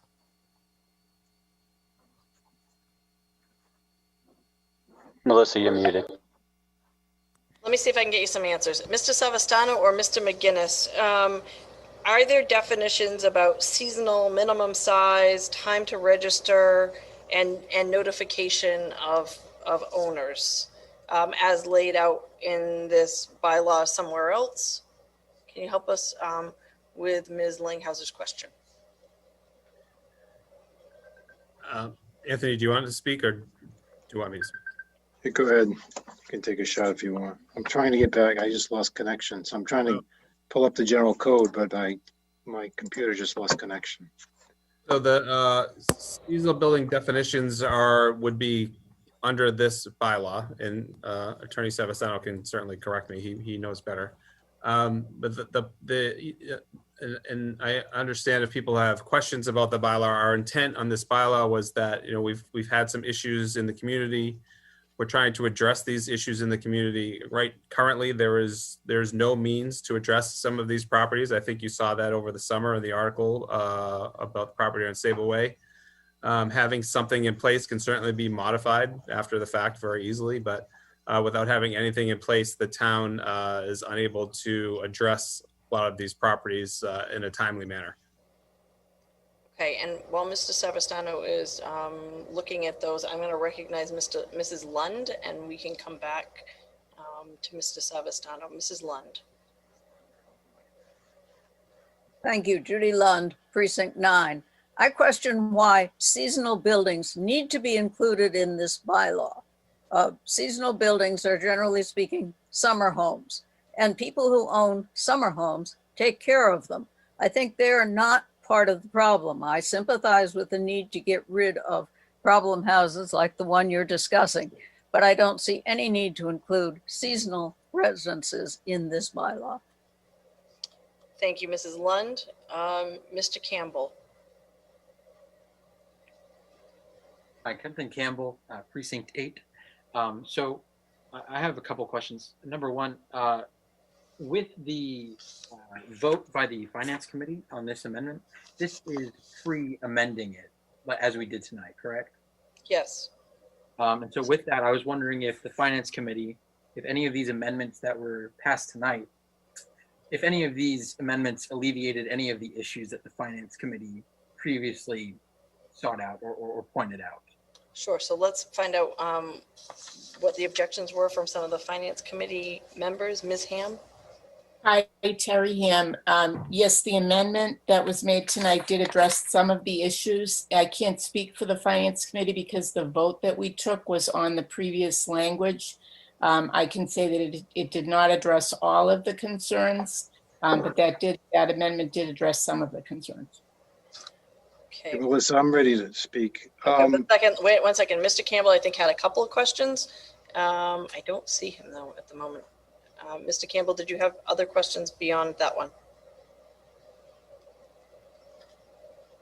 Let me just finish with Mr. Campbell, and I'll get right back to you. I did. So, go ahead. And then follow up, there was one member of the select board, and I was wondering, John Heron, I was wondering if you had any comments on why he voted against this. Okay. Mr. Heron, would you like to speak to why you voted? Yes, I voted against it because I thought it was a little overreaching on behalf of government. Great. Thank you, Mr. Heron. Mr. Campbell, have we addressed all your questions? I believe so. Yes. Thank you. Thank you. Mr. Savastano. Yes, this came up a couple of years ago and a lot of work was done on it, and it failed at town meeting because people were concerned about summer homes. And that's the reason why seasonal buildings were added. They were complaining or concerned that summer homes would fall under the definition of vacant building if they were empty for more than 30 in that case, and now it's been amended to 60 days.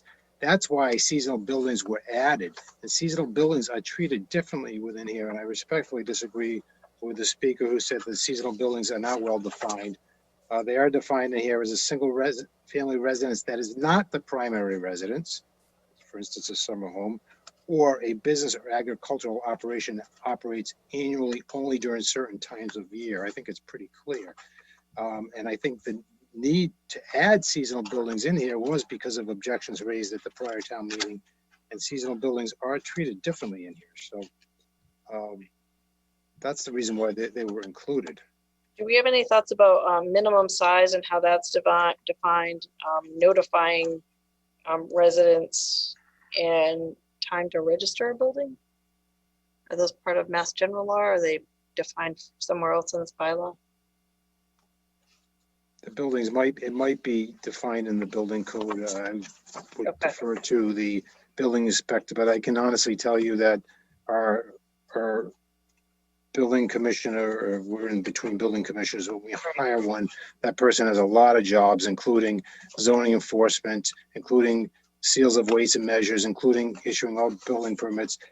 They're not going to have the time to go around and see if somebody has a shed claiming that it's a vacant building. I think that's an overly broad interpretation of the article. Okay. I think the definitions are sufficient. Ms. Sweet.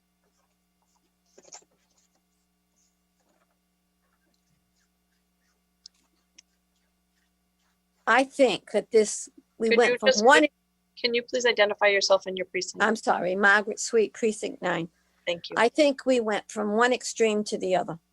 For years, we've had vacant buildings. People have called and complained and nothing's been done about it. Now we've got a general bylaw that is really, I think, out of bounds. I think this needs to be tweaked, and I think the public needs to put some input into this. I don't like this new general bylaw. So I would vote no. Thank you. Thank you. Mr. or Ms. Silva? Hi, can you hear me? Yeah, we can. Hi, this is Precinct 7, and my name is Adam Silva. I'm on the Finance Committee, so I figured I'd chime in to the earlier question about whether or not the tweaks alleviate. I can't speak for any of the other 8 members of the committee, but the tweaks do not change my opinion. Under this, the way it's written, I'll use an example that I think is really the problematic part.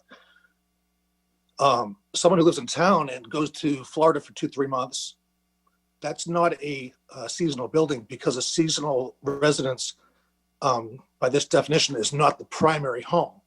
So that puts someone who leaves their home for 2 or 3 months into the category of a vacant building.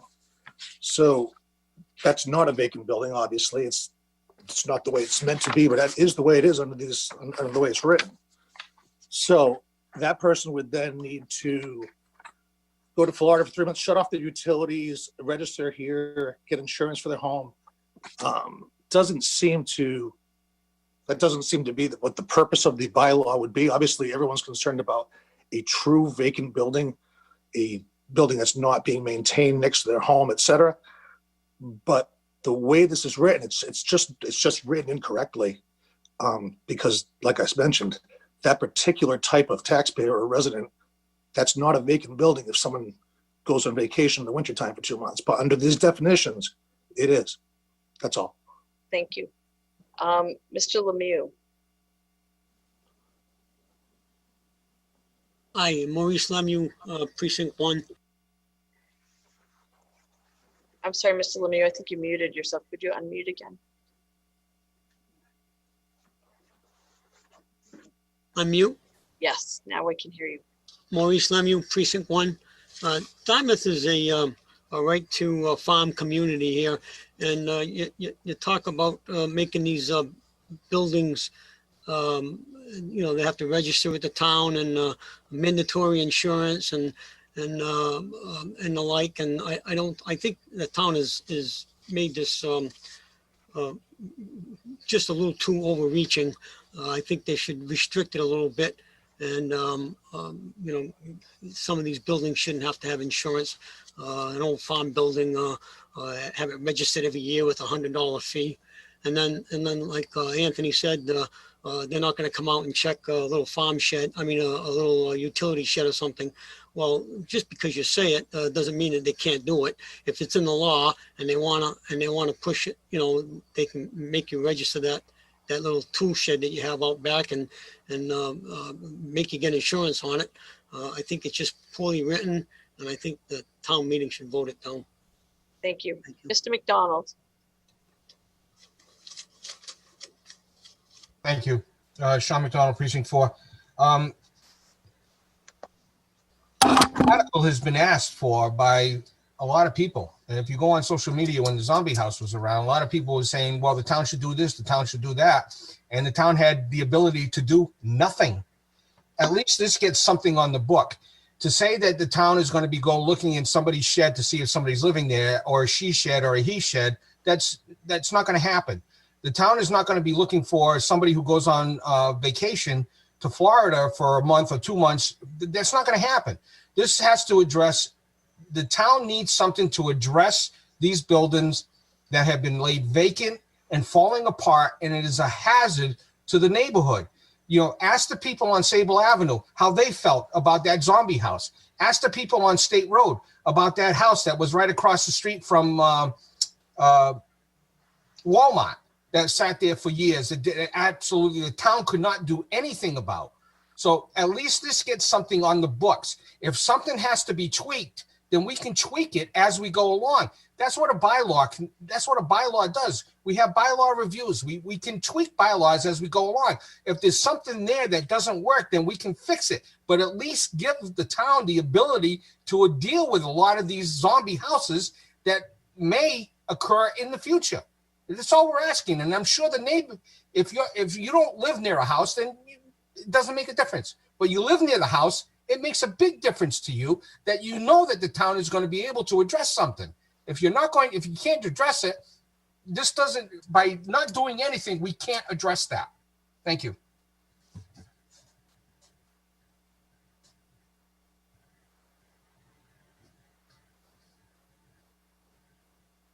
Thank you, Mr. McDonald. Ms. Lance, please.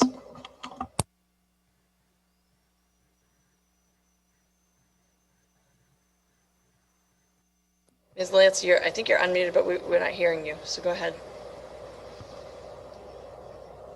I think you have to unmute now.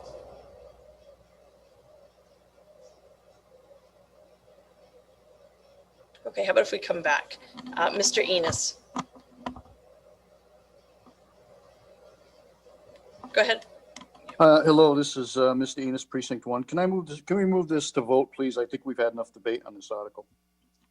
We have a motion before us to move the question. I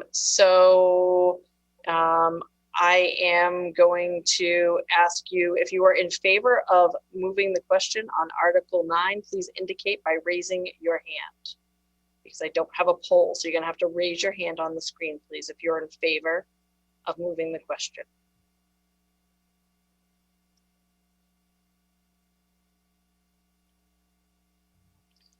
Okay, I'm going to lower hand. I'm going to lower hands, and if you are the second person, I gotta lower hands first.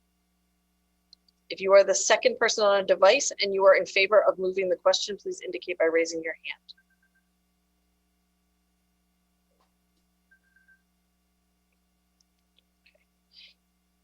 I'm going to lower hands now. If you are opposed to moving the question, please indicate by raising your hand.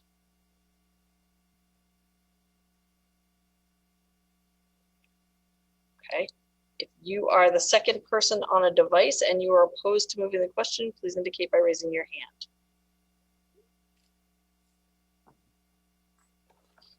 Okay. The motion to move the question passes at 9:31. So now we're back on the main motion. On the main motion, is there any discussion on the main motion as, I'm sorry, we're moving the question. We're taking it to a vote. Is there any, let's vote on the main motion as amended. So we have a poll in front of us. Please indicate if you are in favor of or opposed to the main motion as amended. If you are a second person on a device, please raise your hand if you are in favor of the main motion as amended.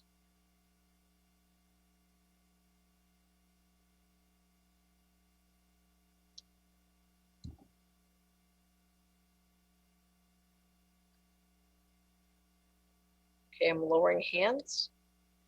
If you are the second person on a device and you are opposed to the main motion as amended, or you're on the phone, please indicate by raising your hand or dialing *9 now.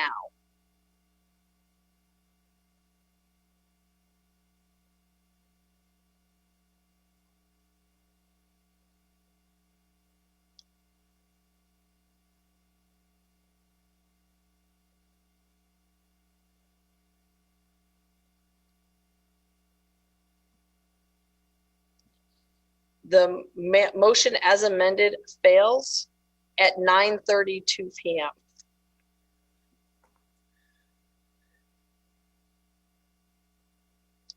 Article 10, zoning bylaw, citizens petition to rezone single residence to general business. Mr. Catino. Hello, everyone. I am here to present Article 10, which is a citizen's petition to rezone a single residence to business. This is in relation to Assessors Map 56, Lot 6, which is currently zoned a single residence B district, which the landowner is looking to have rezoned to general business district. This is for the purpose of having a solar project installed, a solar farm. There is a current lease with NextEra Energy to install a solar farm there, obviously pending town approval and being able to do all this. In addition to going before planning, which had passed on their end, as well as I believe the Finance Committee also passed, and I think the Board of Selectmen as well. Melissa, I think, can confirm all that. Here we have, I think, I'm not sure who put that up, if that was Melissa or Peter, but it's a landlocked parcel with access from an easement off of Cross Road to be able to gain access to that. This particular image is actually dated because there is actually currently a solar farm by a neighboring lot. I think to the right of that, you see that structure there. Whoever owns that structure, they put in some solar farm in there as well, some solar panels. If you look at a recent 2019 satellite image, you'll see that. That's not us, but I just wanted to let everyone know that there's already something there that's similar. In any case, along with having this before the planning board, we had many discussions with town council, assistant town council, Brian Cruz for Anthony Savastano's office. And we were able to have an agreement for a restrictive covenant, which basically limits the landowner's use to this to a very select few uses in the business district bylaws for uses, which would include agricultural and solar farm. But it prevents, and I think that was the big issue, the big question, which was resolved.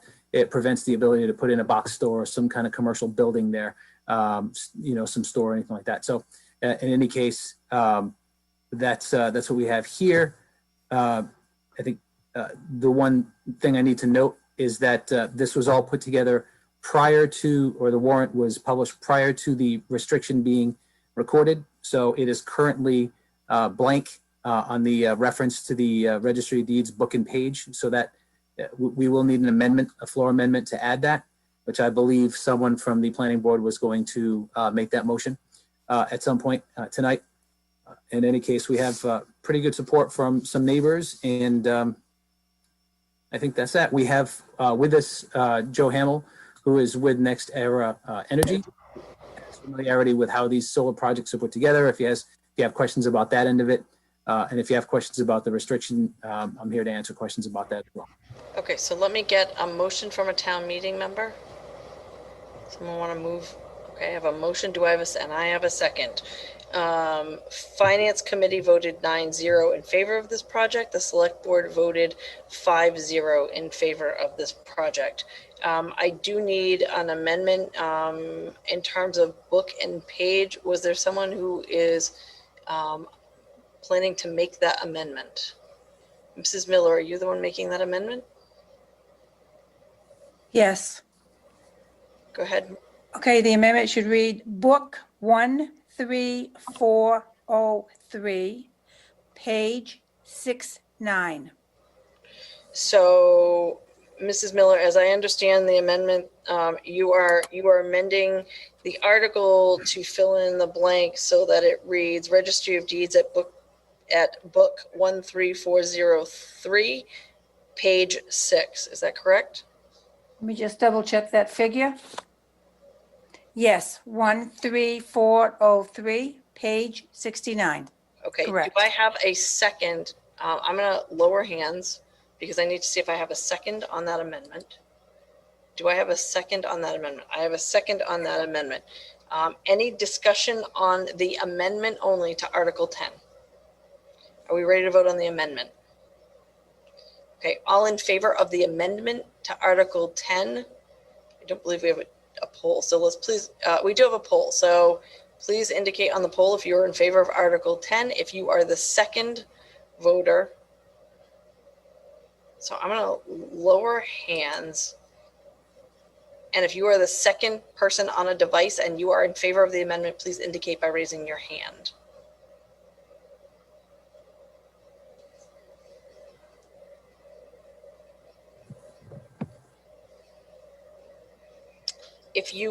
I'm going to lower hands. If you are opposed to the amendment to Article 10, please indicate by, and you're the second person on a device or you're on the phone, please indicate by raising your hand or dialing *9.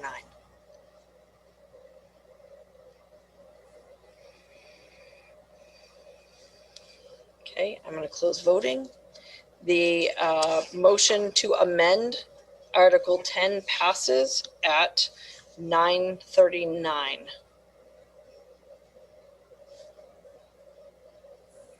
So back on the main motion, I have a motion and a second. Any discussion? Mr. Gonzalez. Mr. Gonzalez, I think you need to unmute yourself, please.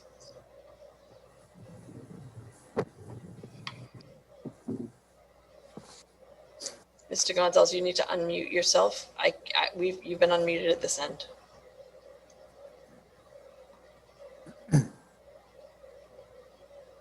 So how about if we come back to you, Mr. or Ms. Pereira?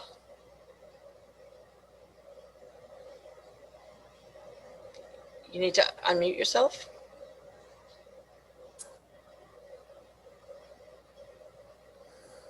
You took your hand down. Okay. Mrs. Figueredo.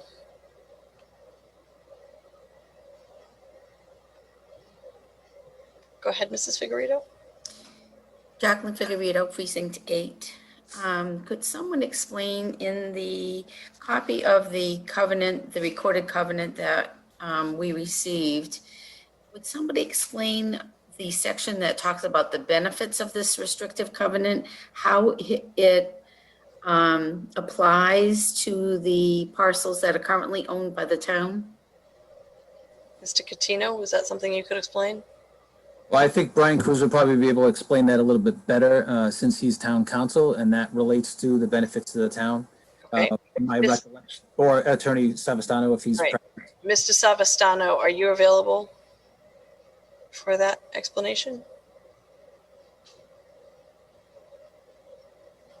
Yeah, could you repeat the question? Sure. Mrs. Figueredo had a question about the restriction and the benefits of the restriction to the town, please. My understanding, I'm gonna have to look, so when there's some more discussion, I'll look, but, because Brian worked on this, but my understanding is that it doesn't run to the town, because the town doesn't own an adjacent parcel. I may be incorrect on that, so I don't want to Okay. misspeak. Why don't I let you look at I'll that? get you the answer and I'll call you, I'll sign right back in. Thank you. Mr. Catino? I guess I'll add to that a little bit, just from the conversations with Attorney Cruz. He did find some case law that said that if there was town land that was within a close enough distance that it would run to the town as well. The main point to the restrictive covenant, though, was that it would allow abutters the ability to prevent the landowner from doing something that goes outside of the restriction. So, for example, if, as it is right now, this is a 99-year restriction. It's for a very long time. But if the landowner wanted to put in a box store, for example, and was able to secure someone interested in doing that, an abutter would be able to prevent that from happening just based on the restrictive covenant. Because again, this is rezoning it to general business districts, which would normally allow things like that. But again, this restriction restricts the uses. And I believe sections, let's see here.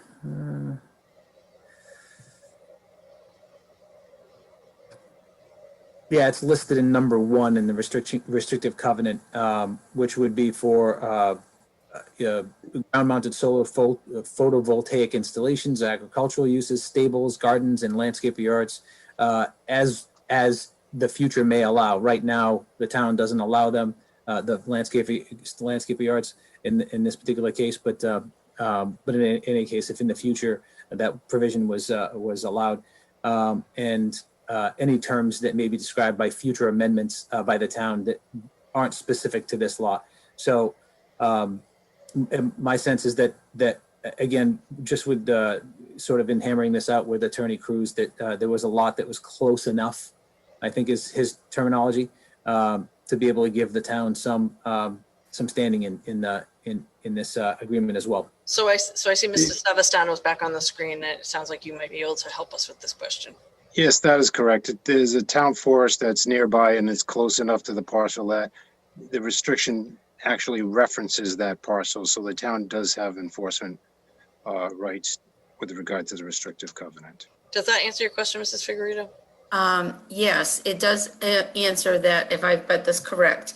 So the effect on the town, because those parcels are close enough, if whoever owns this property defaulted on the restrictive covenant, then the town would have some say about it? Yes, the town can enforce it because we own a parcel that's benefited by the restrictive covenant. Okay, that answers that question. I did have one other question. Would now be appropriate? Yes, thank you. My other question is, this solar farm that is being proposed for this area, is it a personal benefit for someone, or is there other property that is benefiting from the savings from the solar farm? If I may, Yes. this is a lease to NextEra Energy. They are going to be installing and maintaining the solar field, and they'll be selling the power back to National Grid. It isn't. That's all it is. Okay, that does answer my question. Thank you. Thank you. Mr. Bancroft. Oh, I'm sorry. It might not. I'm sorry. I said National Grid. I'm not sure that National Grid is the power provider there. It might be NSTAR, but I'm not sure who's there for power. But it would be sold to a power carrier, a private power carrier. Eversource. Eversource. That's who it is. I apologize. Yep, thanks for clarifying. Mr. Bancroft. Yes, Paul Bancroft, Precinct 1. My question, Madam Moderator, is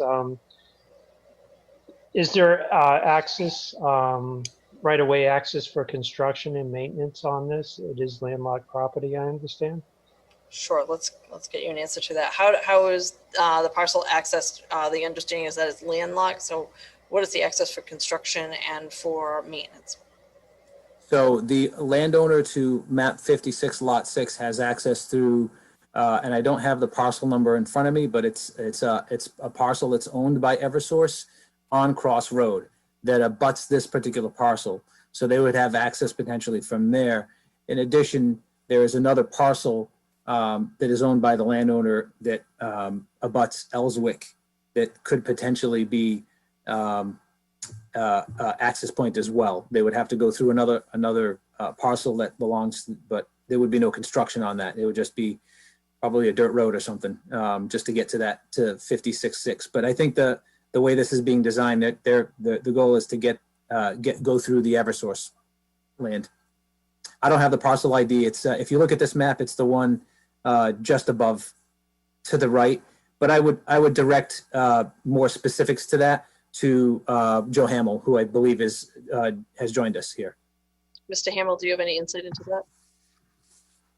Yes, so the landlord currently does have access through that Eversource parcel. That is the parcel that we intend to use through an easement with Eversource as well. That will be our preferred route. Thank you. Ms. Isher, I'm sorry, Mr. Gilmet.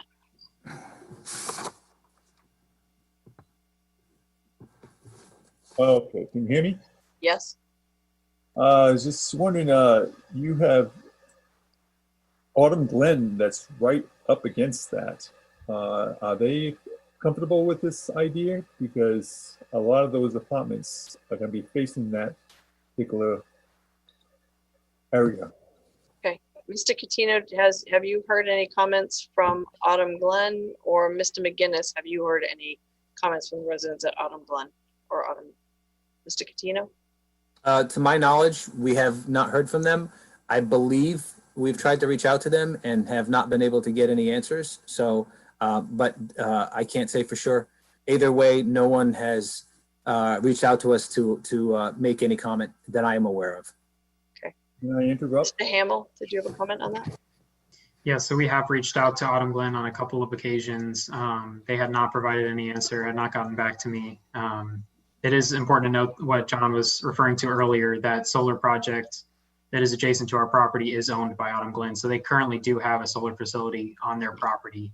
Additionally, our solar facility that we are proposing would have maintaining existing vegetation. Some of those trees would be a buffer between our project and their building. So they do have direct line of sight to their project, and they would not have it to ours due to the existing vegetation. Mr. McGinnis, have you had any comments from anybody at Autumn Glen? No, to my knowledge, my office has not received any comments, but you may want to ask the planning board if they've received any comments. Okay. Do we have the director of the planning board, Ms. O'Grady, on? The planning board has not received any comments. Thank you. Our public hearing. I'm sorry, say that again. I said, and we held our public hearing and we did not have anybody speak against the project at that time. Thank you. Ms. Pertel. Gina Pertel, Precinct 5.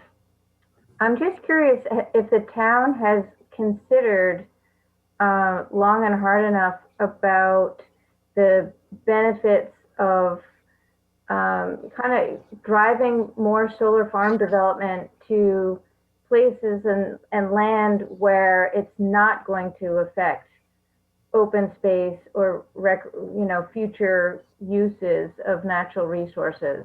And if the town has plans to do that and drive more solar farm work into, say, parking lots or rooftops, what would this particular project, how would that shine light on this particular project?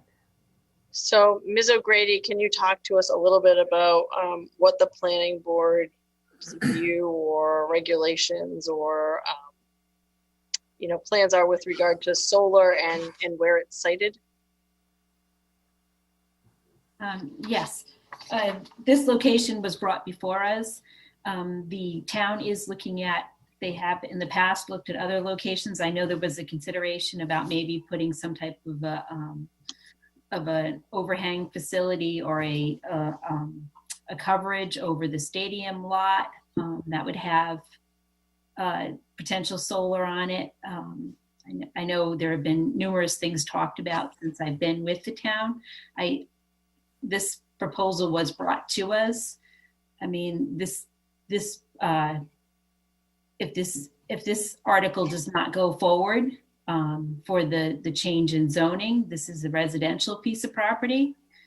So, I mean, maybe something else could happen here, but again, it is a landlocked property. It's not visible from other sides. So those things have been taken into consideration. I think the master plan long-term will look at other solar projects in town, potentially doing other types of energy resource protection. But right now, again, the planning board is working with this proposal. They have worked with this applicant. This application was initially going to be brought before you in the spring, and then it was withdrawn. It's being brought back before you. The planning board did spend numerous hours, as the applicants have pointed out, working with town council to ensure that there are protections in place if this particular solar facility does not go forward.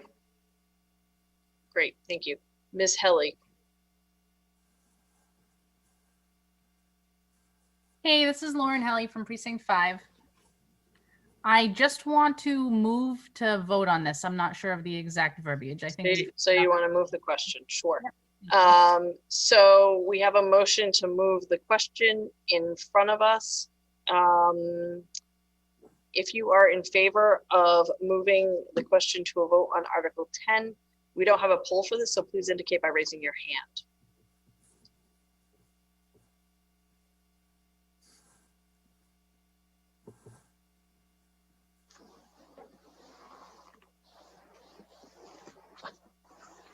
I'm gonna lower gonna lower our hands.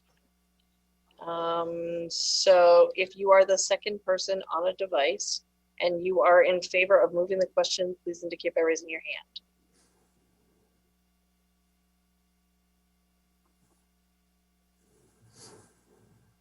Okay, I'm going to lower hands. If you are opposed to moving the question, please indicate by raising your hand.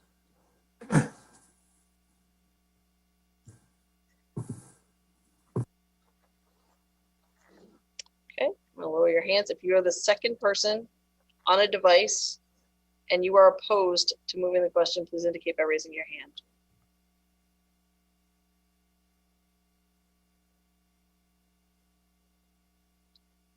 Okay, the motion to move the question passes at 9:54. On the main motion as amended, we have a poll in front of us. Please indicate your vote. If you're the second person on the device and you are in favor of Article 10, please raise your hand.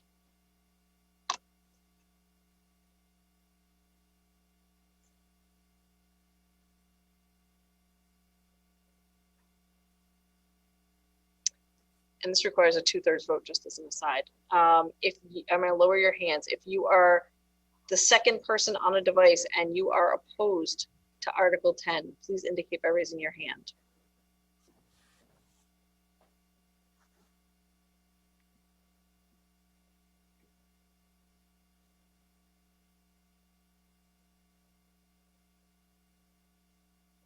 Okay, I'm going to close the polling.